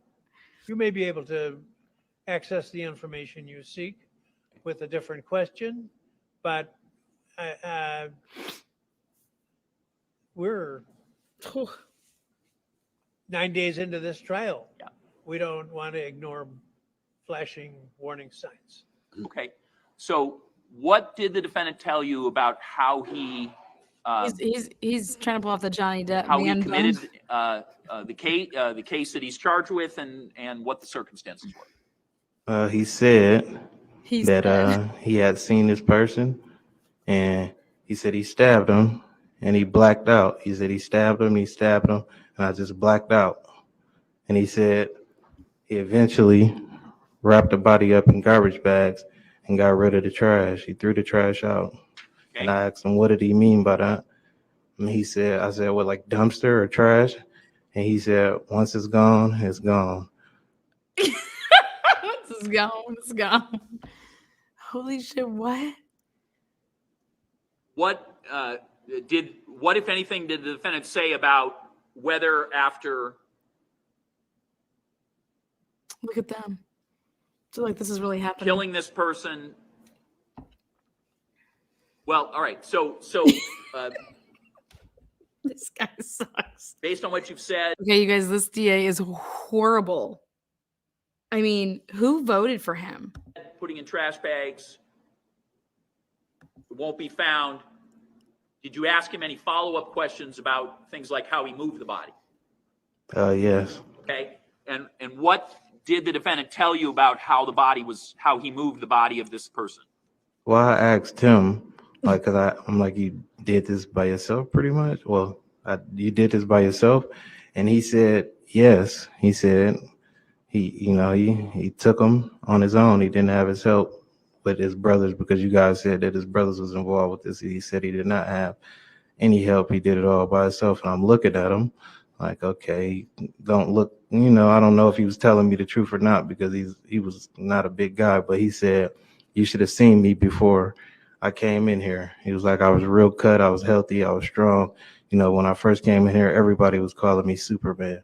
So I'm like, oh. Who Did he say, other than his own strength, did he say any other reason why he felt like he'd been able to do it himself? Other than strength and adrenaline, that's everything he said. Now, did you ask him, what, if anything, came up about why he did this? Why would he end this person's life? He said to get back at his kid's mother. And what did he tell you any more about that? Yeah, he said that he was angry with a bunch of different things, but he said she kind of bragged about this other guy and that she was happy.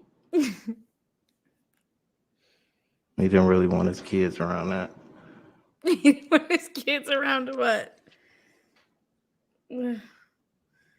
Other than the details you've described so far, did he provide any other details to you about the offense Wisconsin. or any other of the circumstances This is in of Wisconsin. this case, other than what you've said so far?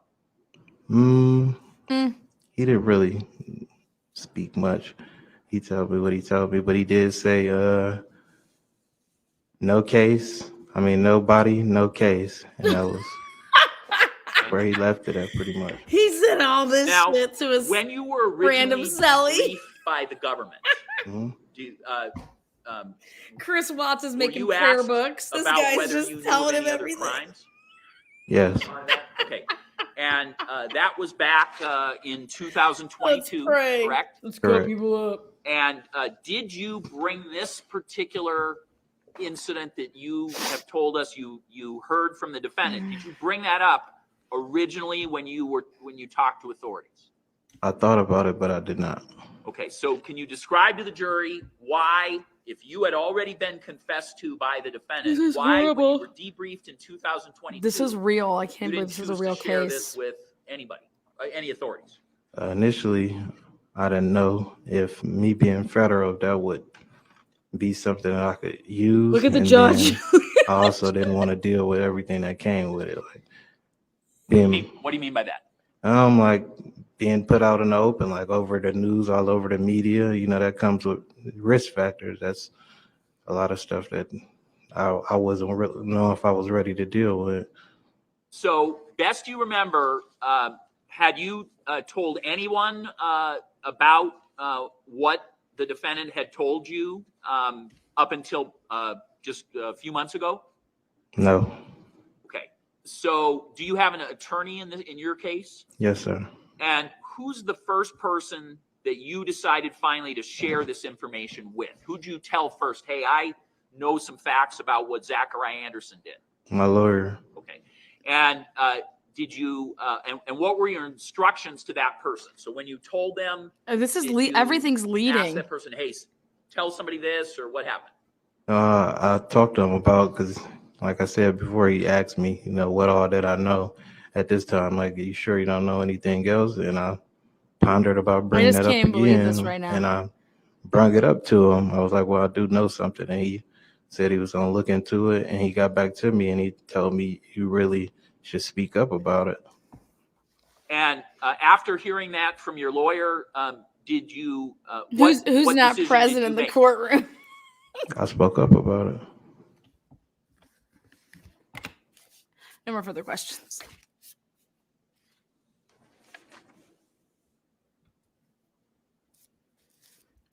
No, this is the cross.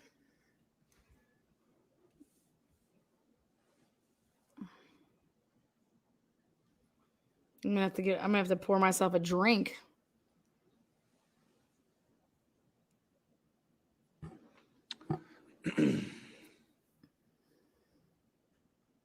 During the time that you roomed with the defendant,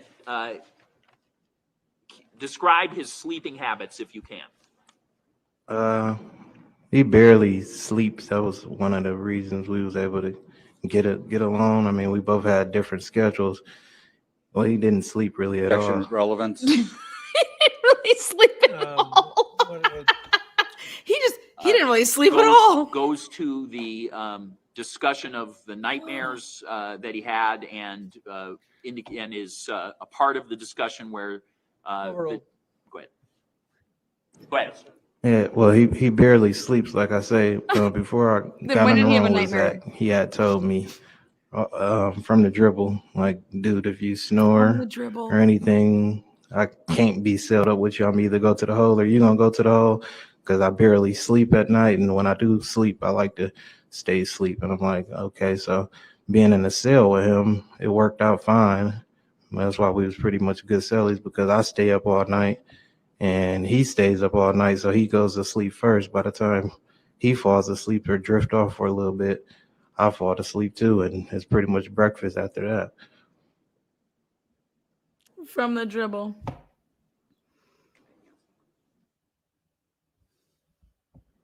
I have no further questions. Okay, Tim? this is crazy right here. Watch this. I was like, oh my God, he's about to get ate alive. As you wish.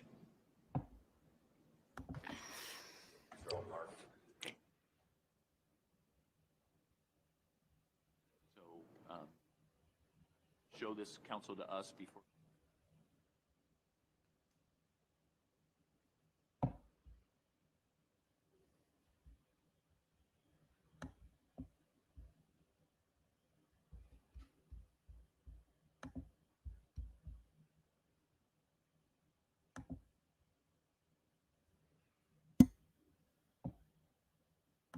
Is a conspiracy to distribute. Right. All right. So I want to start with on October 5th, 2021, you were indicted in the Eastern District of Wisconsin, right? This is Yes. priceless. I can't And not I'm believe going that to show this you took what's place marked today. as Defendant's Exhibit 246. Do you recognize that? I do. What is that? Yeah, that's my indictment. That's the original indictment Yes, sir. on October 5th, 2021? I believe so. Okay, and that indicts you and 13 other people in a drug conspiracy, is that right? Correct. And the drug conspiracy is a conspiracy to distribute both, and it alleges in the complaint, in the indictment, 280 grams or more of a mixture containing crack cocaine and 5 kilograms or more of a mixture containing cocaine, right? Yes. But of course, as you talked about on direct, the amounts were far greater than that, right? That's what they said, yeah. So Far as greater. part of this, you're going to enter into a plea agreement, which we'll talk about later, but you're going to enter into a plea agreement with the federal government, right? Yes. And as part of that, when they give you the plea agreement, they give you an attachment with all of the activities that you and all the co-defendants did as part of this conspiracy, right? What they believe we did, yes. And well, This it's is what you're going to admit that you did, nuts. right? Wait Oh, for it. yes, Here it yeah. comes.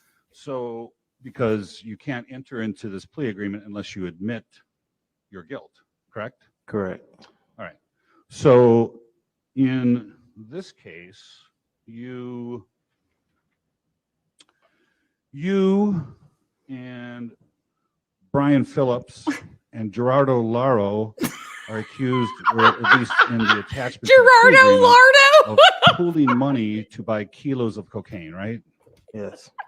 And just the three of you alone got more than 9 kilos, right? Well, that's what they said, yes. That's Gerardo what they said. Lardo. Is that Well, what he that's said? what you know, The right? fuck he did. He did not. Didn't say I didn't that. say I know that. Well, you said to the district attorney on direct examination that the entire conspiracy did more than 30 kilograms of cocaine, right? No, that was for me. That's what the drug amount they put on me. That's just you. That's what they call relevant conduct, right? Correct. And that's directly attributable to you? Correct. Okay. And so you did that with Mr. Phillips, Mr. Laro, and Lardo. others, right? Lardo. Yeah. And you did that in the context of being a a gangster disciple, a gang, a street gang, right? That's what they say, but we're not gang members, no. But yes, you Okay. could say. Well, Whatever the paperwork says, yeah. the paperwork says that, so you're going to have to. I'm going to interrupt. This is amazing. Who's your attorney? Who's your Matt attorney? Ritchie. He's not here. No, Mr. Ritchie is aware that he's testifying and is supportive of his testifying. Has the agreement with the United States been signed? No.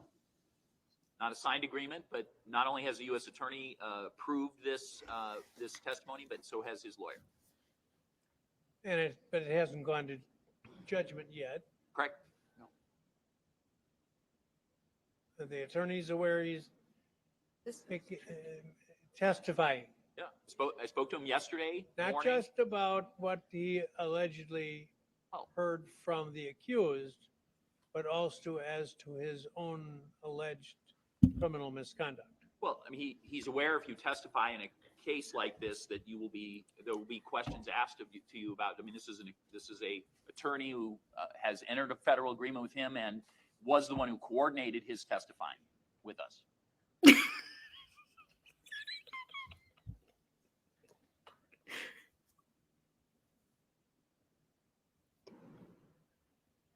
Look at the Um, DA. He wants to be here. Look at him. some of the questions you're being asked relate to your own personal conduct that could expose you to criminal prosecution, and statements that you make can be used as evidence against you. You understand that? Yes, sir. You've got a pending case right now. It's not gone to judgment. It's not been resolved. You haven't entered a plea. You have an agreement to enter a plea, but until the judge accepts it, it's not going to, it's still a pending case. So you have the right to talk with your lawyer about any question that seeks information about your own personal conduct. Do you understand that? Yes, sir. All you have to do is tell me you want to talk to your lawyer, and you will be permitted to do so. You understand? Yes, sir. Any question about this? Yes, sir. All right. Go ahead. All right, Thank you, carry Judge. on. Wax his Well, ass. I'm going to object to the question of gang membership. I don't know why that would be relevant to this inquiry. It will become I- relevant. Go ahead. Thank you. So the three of you were involved in conspiracy. Well, there was others too, like 13 total, right? Yes, And you shared an apartment, right? that's what they said, but no, You didn't share an apartment. no. Okay. To store, well, you stored your money and your drugs in an This is so apartment, right? great. It was an apartment that we all frequented, but Right. and we used from time to time because we dealt with the same people. Yeah, I wasn't saying you lived there. You shared it to use it for drugs and money, right? Yes, And Money. you also shared the same supplier, right? yes, And you engaged in fronting drugs to other individuals to sell, right? yes, And you also pooled your individual money to buy drugs, right? I didn't do that, but people on the case did. Yes, But other folks in the case did. yes. And you were kind of the head of the whole operation, right? No, No? Okay. So No. you would also service Lardo each other's was. customers, right?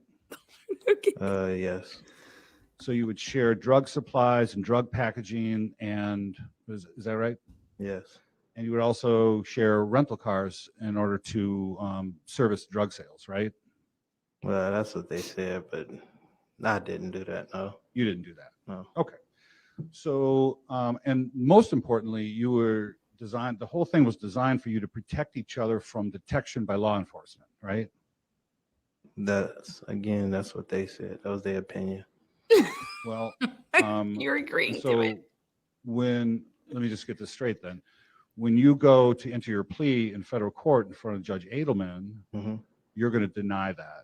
It's a few things that I am going to fight before I sign my plea. Yes, Okay. All right. Did you talk about that with Mr. Ritchie, your lawyer? yes, I did. Okay. So that was the scope of the conspiracy, but they also had, as part of this indictment, by the way, I would move to admit defendants D46. Any objection? Guido Libido. Identify that by It's a, federal description? yep, it's an indictment, 246. It's Yeah. the indictment? the indictment, right. Okay. There's a superseding, but that different name. So that was the scope of the conspiracy, but also you had, they had some controlled buys on everyone else that was in the conspiracy, including you, right? Yes, And between March 14th, 2021 and October 21st of 2021, they did multiple controlled buys with you, right? yes, Totaling 38.7 grams of crack, right? yes, And they did buys from from 11 other folks, right? yes, They also allege that you threatened one of the informants, right? Yeah, they said I did, but that didn't happen. And that occurred on July 10th, 2021, right? I believe so. Motherfucker, you and taking my deal? No, so you ain't taking my that was deal. where I'm taking that you deal. and Mario Johnson You better back were off my deal. out looking for this individual because you thought he was an informant for the police, right? That was a lie as well. We already knew he was an informant for police. Okay. They're But you were driving around in a black truck with guns looking for him, right? That also was a lie. That's a lie. You're going to deny that when you go in front of Judge Edelman. Yes. Got it. Okay. Just want to make sure we're on the same page. All right. So this indictment in Defendant's Exhibit 246, which was filed on October 5th, 2021, you weren't arrested right away, right? No, I was arrested, but not here. You were arrested on October 20th, so 15 days later, right? Everybody was, yes. Right. And that was the day they did a raid on your girlfriend's house on Chicory Avenue in Racine, right? My kid's mother house, Chicory Road. Yeah. My kid's mother. Excuse me. So, and there She is they not my arrested girlfriend. you, and they found a backpack with $24,000 in cash, right? They did not arrest me there, no. They didn't arrest you there, No. but they found the cash, right? They found her money, yes. Okay. And they also found a Taurus G3C 9mm in a small dresser in the closet of the master bedroom, right? I believe so. Okay. And that was yours, right? No. No? No. Okay. So now, shortly thereafter, Mm-hmm. the original indictment was filed on October 5th. And on November 2nd, they filed what's called a superseding indictment. Is that right? Yes. I'm going to show you what's been marked as Defendant's 247. What's that? That's an indictment. I'm sorry? That is the rest of the indictment. That's the superseding indictment, the second indictment, Superseding right? is different. And This is where he Thank you for blows watching. him up. He's about to annihilate him right here. The DA. Oh, what an idiot. What a moron.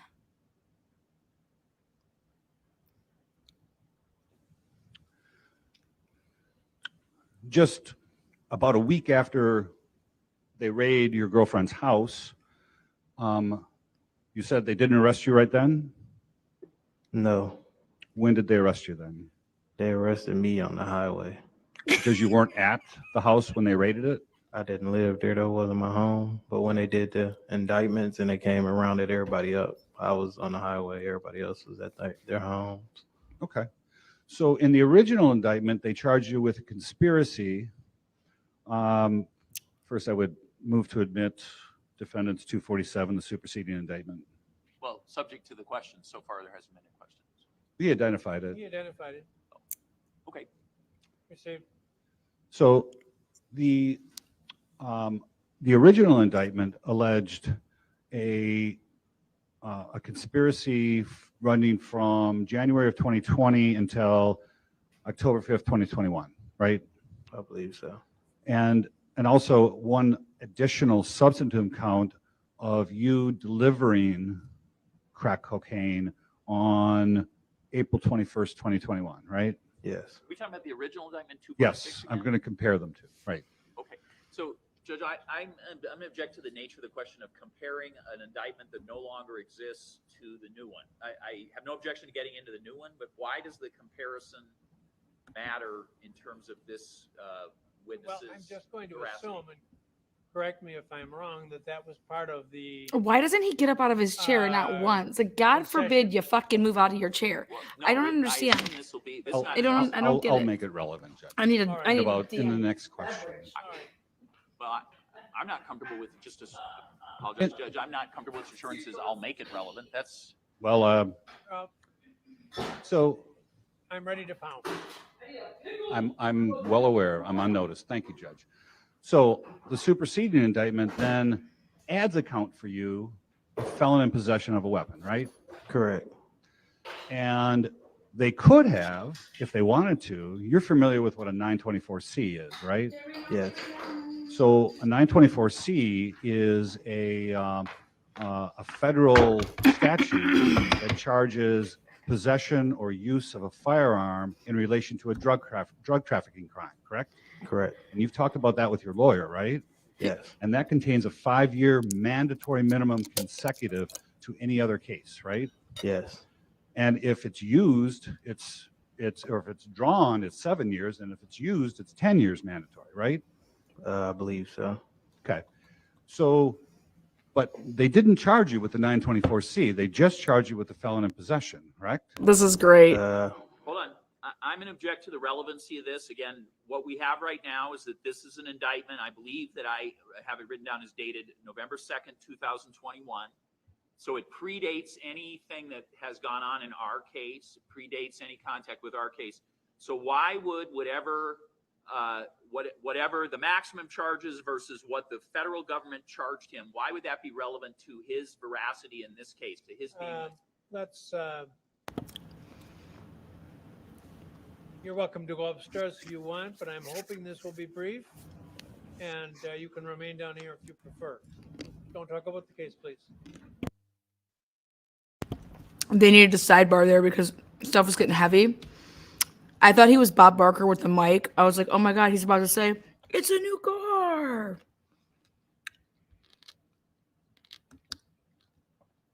That this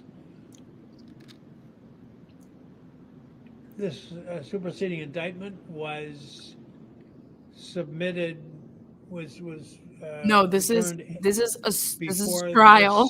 this, This is trial. crime allegedly was committed. The superseding indictment is before he ever enters any Just eat a cooperation pickle, agreement. guys. It's great. You just He eat a is in no pickle. way in a cooperating posture. What we're talking about right now, the superseding indictment, is the charging decision made by the federal government when they have. Just they get some are placing Taco a Bell. It's decedent DoorDash in it. the Well, Let me process. just hit Has DoorDash nothing it. But to do it- with cooperation from What should anybody we order, else or guys? anyone else. Well, I don't know that, and I Carry on, carry he on. and the Mr. Birdsall has stated that it's not. Oh my God, I pasta think sounds he said great. sometimes they add these aggravating charges when you go to trial. So there's some leverage there to the federal authorities. And the question then becomes, and I don't want to get bogged down on this, whether the federal authorities are aware that the witness has information that the district attorney would desire. At the time of this indictment, they do not. At the time The of superseding indictment? Correct. Both of these indictments that have been talked about so far predate any information with the DA's office. Okay? Again, this is November 2nd of 2021. Well, the filing. Why would you bring in a That's when the charging freaking decision has- CI rat? There's been no discussion of our case in any way, shape, or form until January. Totally, K. Baker. Totally. I don't think that's what the objection was. I think the objection was that 924C wasn't alleged in there. It's just lurking out there. It's lurking as a potential hammer that hasn't been lowered yet. It's a But hammer. if But they that go is- to trial, then oftentimes those are added.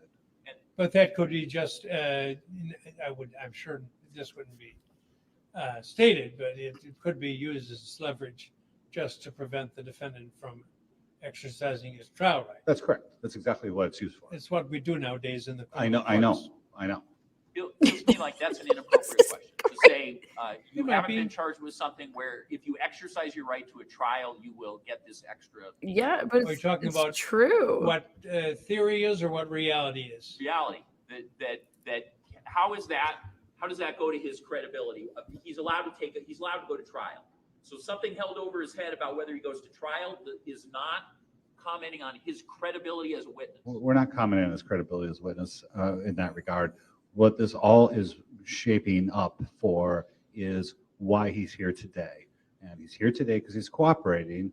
He's cooperating because of all of these penalties and potential penalties.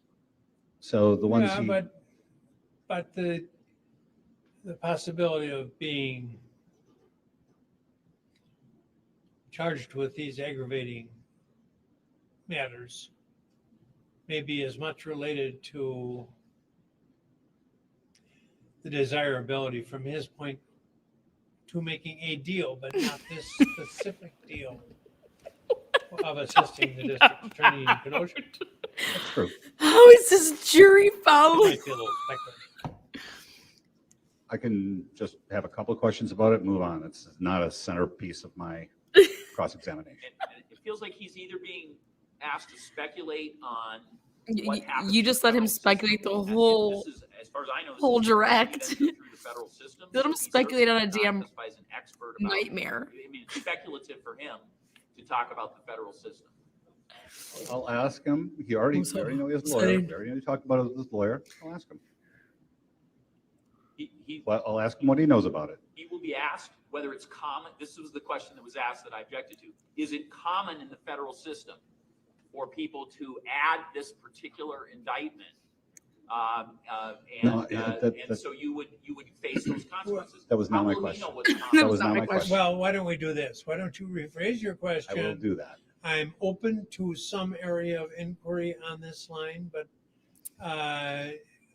there are many considerations that one might make when deciding whether to hasten to deal with the prosecutor. And I don't want to give the jury the impression that it relates to this case unless there's some evidence that it does relate to this case. I understand. Yeah, I'll tighten it up. No problem. Ask the jury to come back in, please. Oh, thank God. I thought the jury was there. Do you need a break? I was like, how is the jury handling this? Well, Mm. just let me know if you do. Do you need a break? Um, The judge needs a break. Oh my God, what is going on? All right, this is where he picks it up, guys, and he just goes ham on him. He's like, all right, we got this. Well, maybe we'll talk about him now. What you think is that the gun is only an enhancement under the guidelines, which are not mandatory, right? Busted blush. Love I it. believe so. Okay. Here we go. But you understand that the superseded indictment actually is a substantive criminal charge against you for being a felon in possession of a firearm, right? Correct. The guidelines, I assume you did a guideline calculation with your lawyer, right? We came up with some things, yes. Okay. Wait for Maybe it. just maybe. Got to speak into the microphone so everybody can hear. You Like, did I'm a right next to you and I guideline. can barely hear you. Yes. Okay. So the sentencing guidelines, you understand, are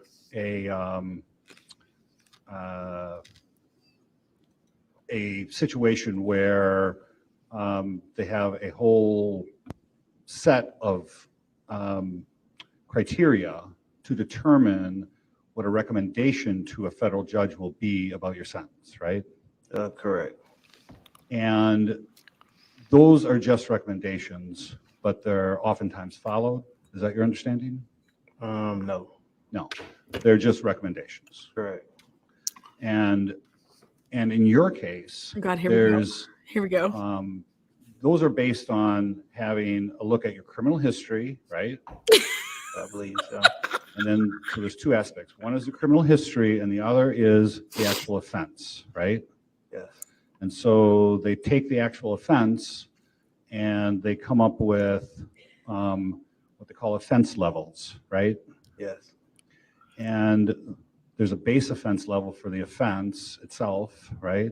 Yes. And in your case, the base offense level is 32, right? I believe so. Yes. And so what you were talking about is you think it's an enhancement. What you're talking about there is an enhancement for having a firearm in the conduct of this offense, right? And so it bumps it up 2 levels. Correct. Okay. That's what they did. And so you not only have that, but you also have the actual charge itself, right? Wait till they show him the charts. I know. thought the charge might have got taken off or something, but either way, I was fighting that charge. As part of your agreement, yes. He's fighting every Right. charge, but he's As taking. part of your agreement, that charge is going to be dropped. The the plea that they offered me, the 10 years, yes. They offered him 10 years. So, yeah, that's, so, I'm sorry, I missed that. What was his answer? I His think, answer to whether it was going to be dropped? That with the offer of 10 years, yes? I think that's what he said. Okay, that's correct. thanks. So, and what you're referring to 10 is years? the mandatory minimum of 10 years for the crime of conspiracy to deliver controlled substances, right? Right. And specifically in the indictment, when they allege specific amounts, and I'm looking at page 2 of Defendant's Exhibit 247, the superseding indictment, when they allege 280 grams or more of crack or 5 kilograms or more of cocaine, you understand that those levels are specific statutory levels that kick in the mandatory minimums, right? Correct. And so those mandatory minimums are designed, well, the effect is that if you are convicted of that specific offense and you go in front of the judge, and even if the judge wants to give you probation or a minimal sentence, he has no choice but to give you the 10 years, right? Correct. And this is the first time that you've been in the federal criminal justice system, right? Correct. And you would agree that First it's kind of a time? scary place for you to First be, time. right? I guess so. What are you Well, doing? you're kind of worried about the 10 years. Can we agree on that? Yes. And you want to not get the 10 years if you can help it, right? Yes, I don't feel I deserve 10 years, so yes. Okay.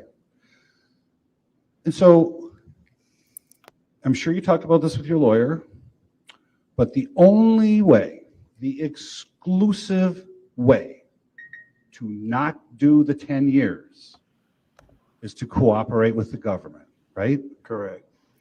And that's what they call, quote, substantial assistance, right? Correct.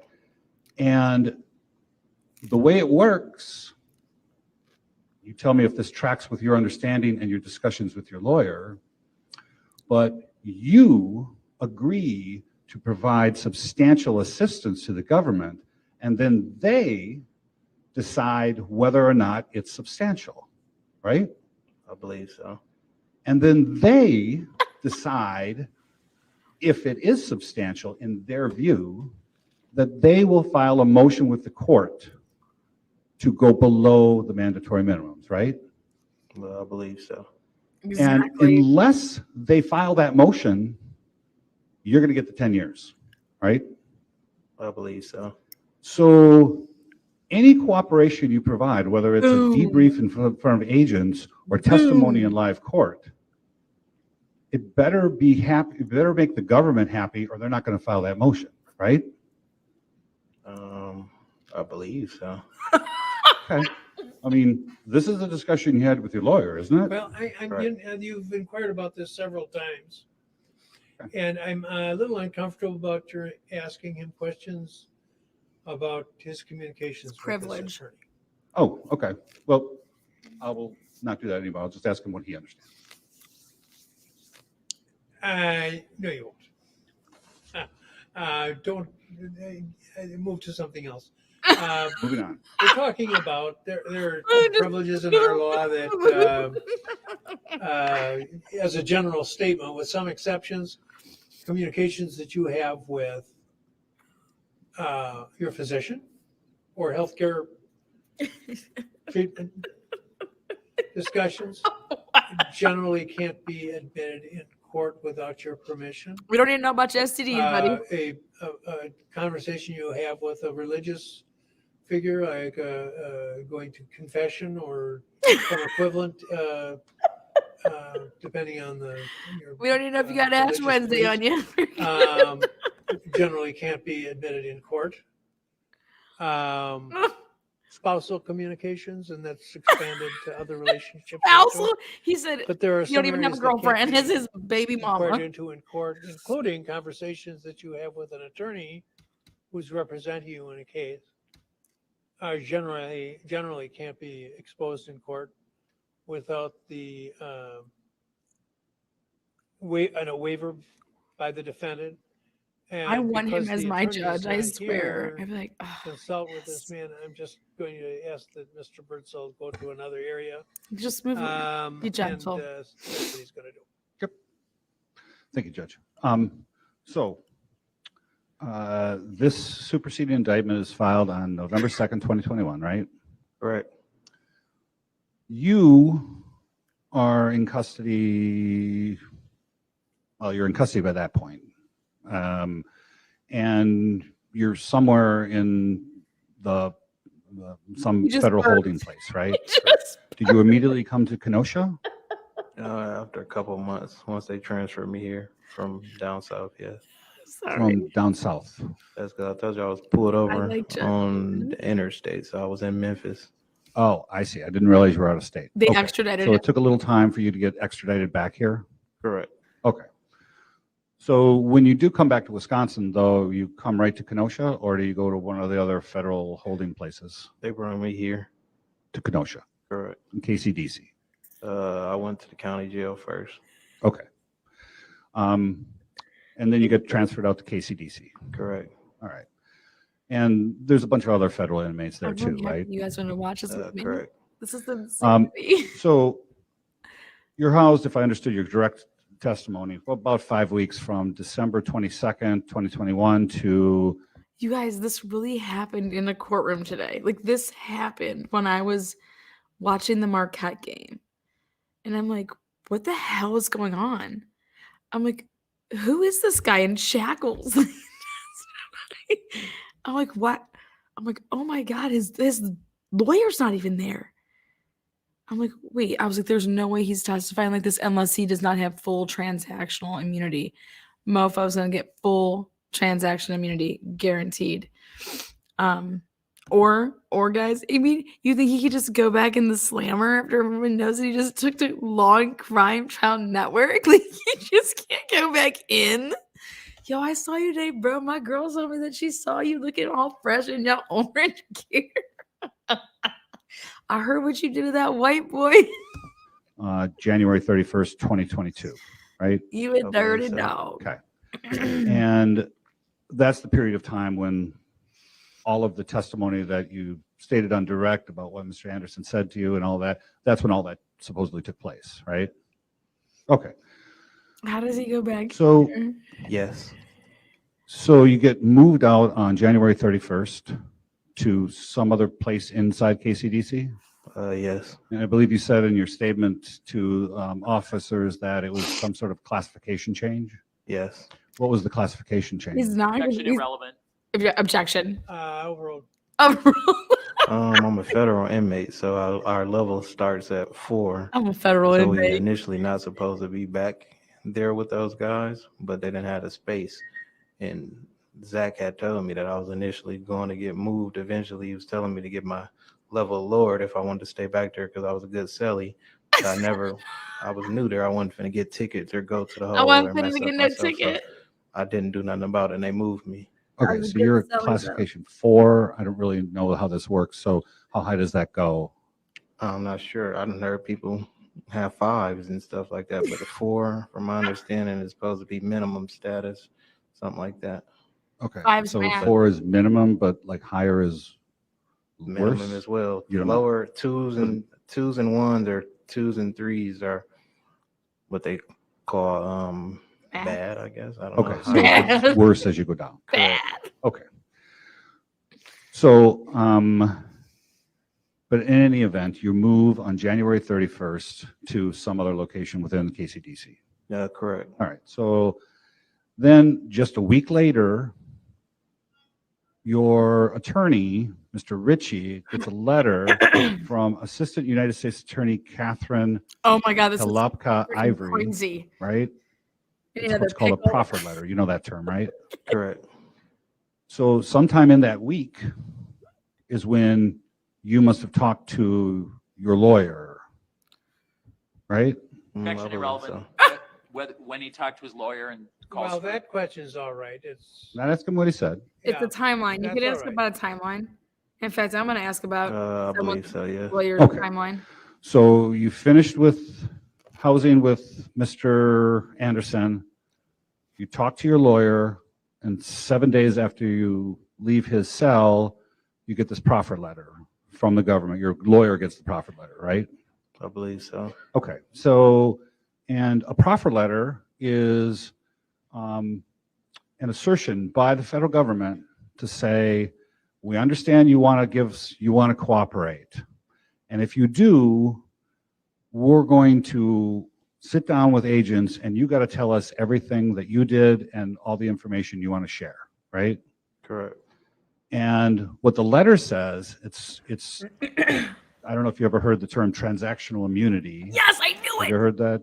No. Okay, so, but essentially, they agree to not use anything you say in that meeting of you giving information against you, right? Full Correct. transactional immunity. And it might be commonly known as being king for a day. Did you ever hear that term? Objection. Judge, the circumstances of this immunity are irrelevant in a proffer letter.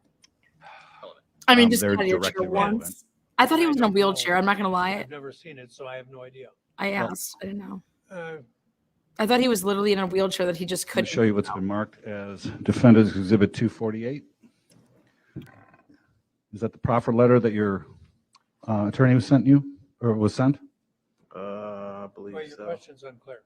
Was this the letter that was sent to your attorney, the proffer letter on February 7th, 2022? I believe so. I mean, I'll stipulate that it appears that it's a letter sent to the attorney. Okay, move to admit the Defendant's 248. Go ahead and you It's stipulate. got highlighting on it, with or without the highlight. With. Oh, is there a clean copy in existence? We can print one. Well, a form of that letter is admitted unless there's objection. Say it one more time.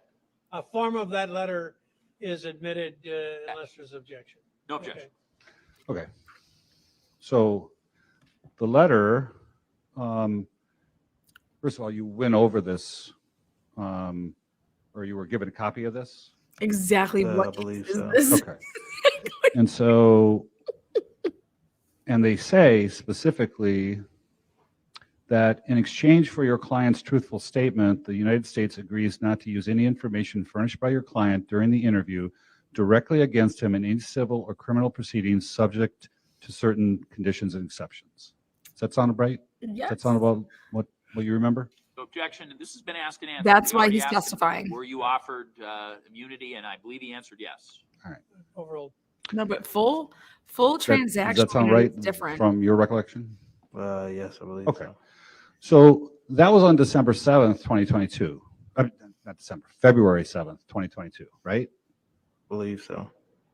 4 days Right. later, Full transaction. on February 11th, I want full you transaction immunity, and I sit want to have down steak. with investigators Michael Seeger and Daniel Lagendorf and your Lagendorf. lawyer You to lagger, you. give information to help yourself on your federal case, right? They came up and asked, said they want to talk to me, and I did agree. It was like the Talk to obsessed them, boyfriend yes. case. It's Well, live. It wasn't just a chance meeting. This was set up by your lawyer and the government, right? I believe so. This was live today. This is the obsessed ex-boyfriend murder trial. Wisconsin versus Zachary Anderson, day 8. This was live today during the courtroom.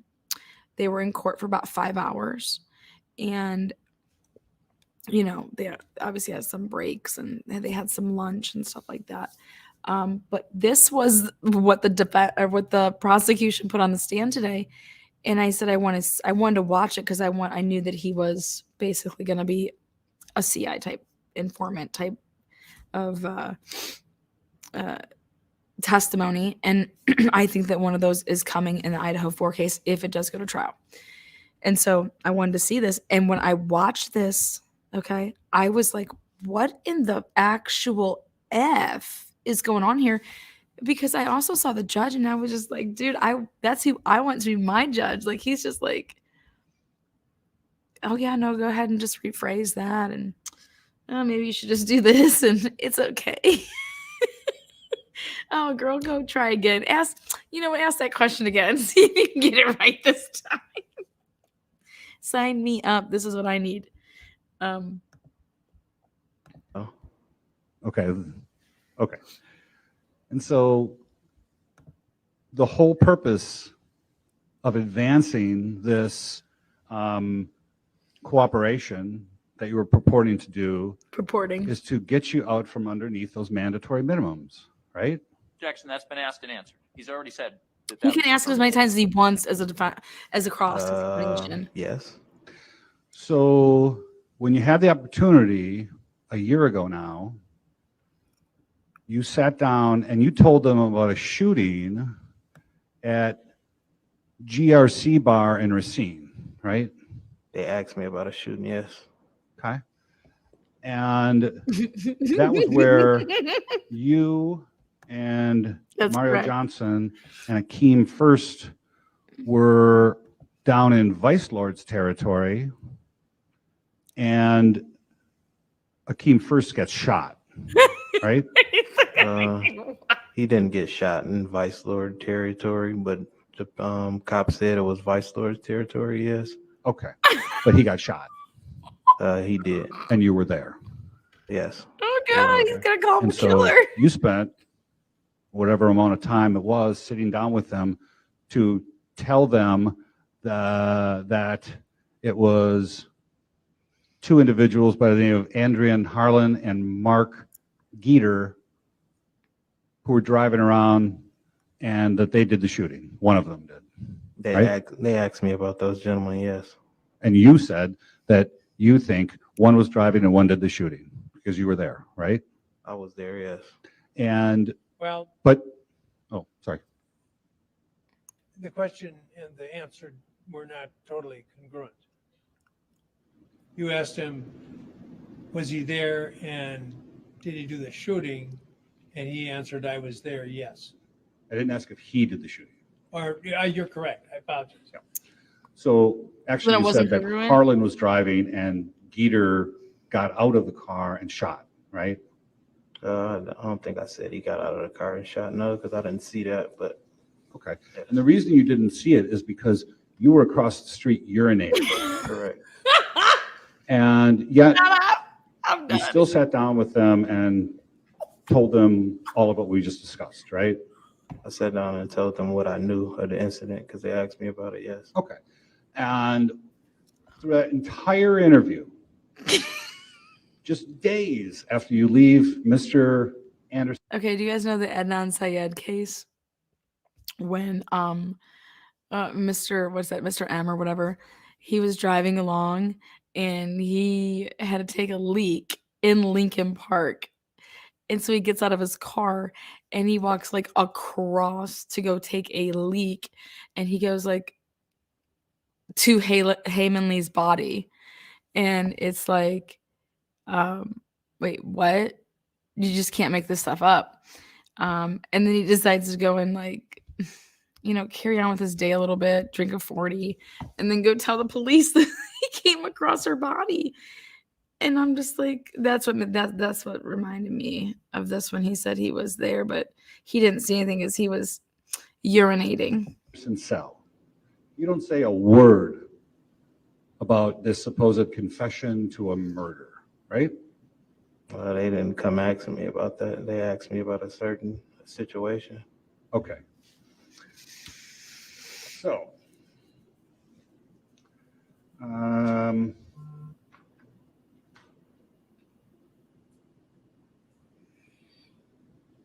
all through 2022, you're in custody at KCDC, right? Correct. And all through 2022, your attorney is trying to negotiate with the government about your involvement in that conspiracy, right? I'm not sure what he was doing in What the meantime. conspiracy? The drug conspiracy. Sorry. How many You're conspiracies not sure are what he was there? doing? Okay. Maybe you just didn't have a lot of contact with him? We had contact, but we wasn't hearing anything. It was just a sitting point for us, really. But You were looking to cut a deal, though. You didn't really want to go to trial, right? I wasn't gonna go to trial. sorry? I wasn't gonna go to trial against everything, no. Because it was kind of overwhelming. Correct.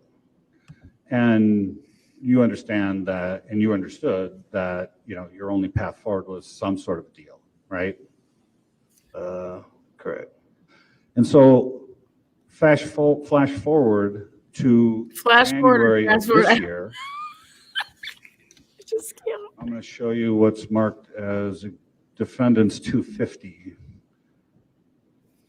This is a letter dated January 20th, 2023, addressed from the federal government, U.S. Attorney Bridget This is a Chainhorn state to case.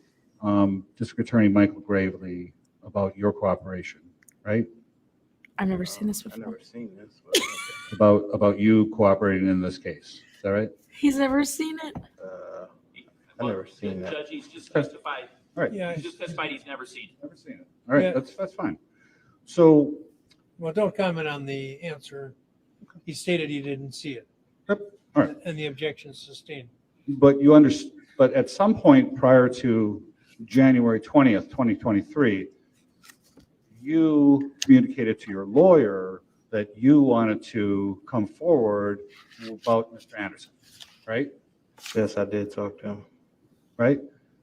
Well, I'll talking follow about up. conversations with the attorney again. No, this is what he's saying, not what the attorney's saying. Yes, and We'll go live Well, with it. I'll cut the lawyer out. You, sometime in January of this year, so just a few weeks ago, advanced the notion, or had it advanced to the government, that you wanted to cooperate regarding this particular case, right? Yes. And you had just spent the last year wondering what's going on with your case. And so you're thinking testifying in this case might really help that whole If I was in the negotiation, public. right? Yeah, I brought it up to my lawyer and we talked about it, yes. So that's a yes? You thought participating in this case, cooperating in this case might really help you in your federal case, He right? answered- Objection, asked and answered. He said, I talked with my lawyer, yes. That's an answer. well, but there was, it had the taint of it that it was a reference, a conversation with the attorney, and Mr. Birdsall, I think, was trying to clean it up with the follow-up question. Per the court's instruction, yes. Yes. Is that a yes? Yes, I brought it up to my attorney. Well, to talk we're not about, yes. concerned about that. Forget about your lawyer for a second. Okay. You specifically wanted to advance your participation in this trial to help in your federal negotiations, yes? If it could help, yes. And you feel like it will help because this is a murder case, right? I guess so, yes. So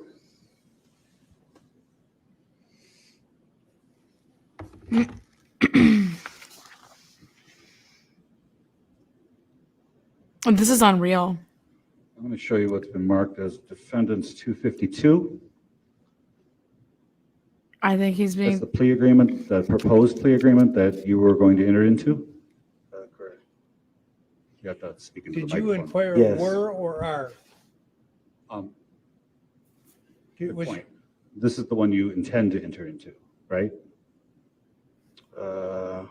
That's the one that was brung to me, yes. all right. Well, But the one that that's you going to call it a want. wrap for me. Correct? Go ahead and just I type in wouldn't the necessarily obsessed. say that's the one I want, no. But it's the one you're going to do. There's a few things I still gotta The argue in there, so I obsessed wouldn't say. ex-boyfriend murder trial from Yes. today, Okay. and you Well, can get but this is everything you could this is the possibly one imagine. that's at issue, though, right? That's the plea that's on the table right now, yes. Okay. Again, I I would wanna move to thank admit. Moderators, Defendant's 252. the subscribers, objection? members. Received. So in that agreement, it has You some just- notable this is things, insanity. and that is I was really hoping right that- now, as we sit here today, you're facing the conspiracy charge, Right. Like he basically blows this all up, and it's just like it shows like it's like you only testified so that you would have like full transaction immunity. You're not, blah blah blah blah, and it just proves to go like, yeah, if you're gonna give me all this stuff, sure, I'll just get up there and I'll say whatever, and I'm just gonna go home. Well, not only that, but he had a cheerleader sitting in the stands. I felt like in the courtroom there, and they kept putting the camera on her, like she was like a wife of like an NFL player, and I'm just like, wow. So, what did you guys see it? Crazy case. The DA doesn't get out of his chair. I reserved to speak on that because I didn't know if maybe he had like a wheelchair or something. I don't know what he does, but he just refuses to move. And and he mouths the answers to his witnesses. So there you go. I don't know if this guy is guilty, if he is innocent, but all I know is the DA, in my opinion, today lost the case. That's my opinion. I just can't. I mean, how do you sit in a meeting with him for an hour and a half like they did? You'll hear about it and say, yeah, this is great. This guy really knows what he's talking about. Yeah, he really said it to him. Like, none of this is true. Like, none of this is true that he's talking about. He's like, yeah, the guy looked me right in my eyes. He's like, I fucking did it. Like, all of this. Like, this is what ruined. Like, why? Why? The DA should lose his job. So, anyways, watch it. What day is it? This is day 8. But this case, like I said, it's unfortunate because there's victims and the DA, just horrible. You have a job to do as use your voice for the victims. And he needs to take a couple laps. Maybe his voice will get a little better, but I don't know what he's doing. But this is Wisconsin. So this is a badger right here. All right, guys, take care. Thanks again. You guys are rocking. Rewind it back to the beginning. If you just joined, all the Idaho stuff is at the beginning. And I'm telling you, I'm going to be using the phones of the surviving roommates and not the phones of the victims to pinpoint time of crime, as well as then the statements of the survivors. So you have to use their phones and their statements, but you're not using any of the deceased, the victims. Something isn't right there. Take care. Okay.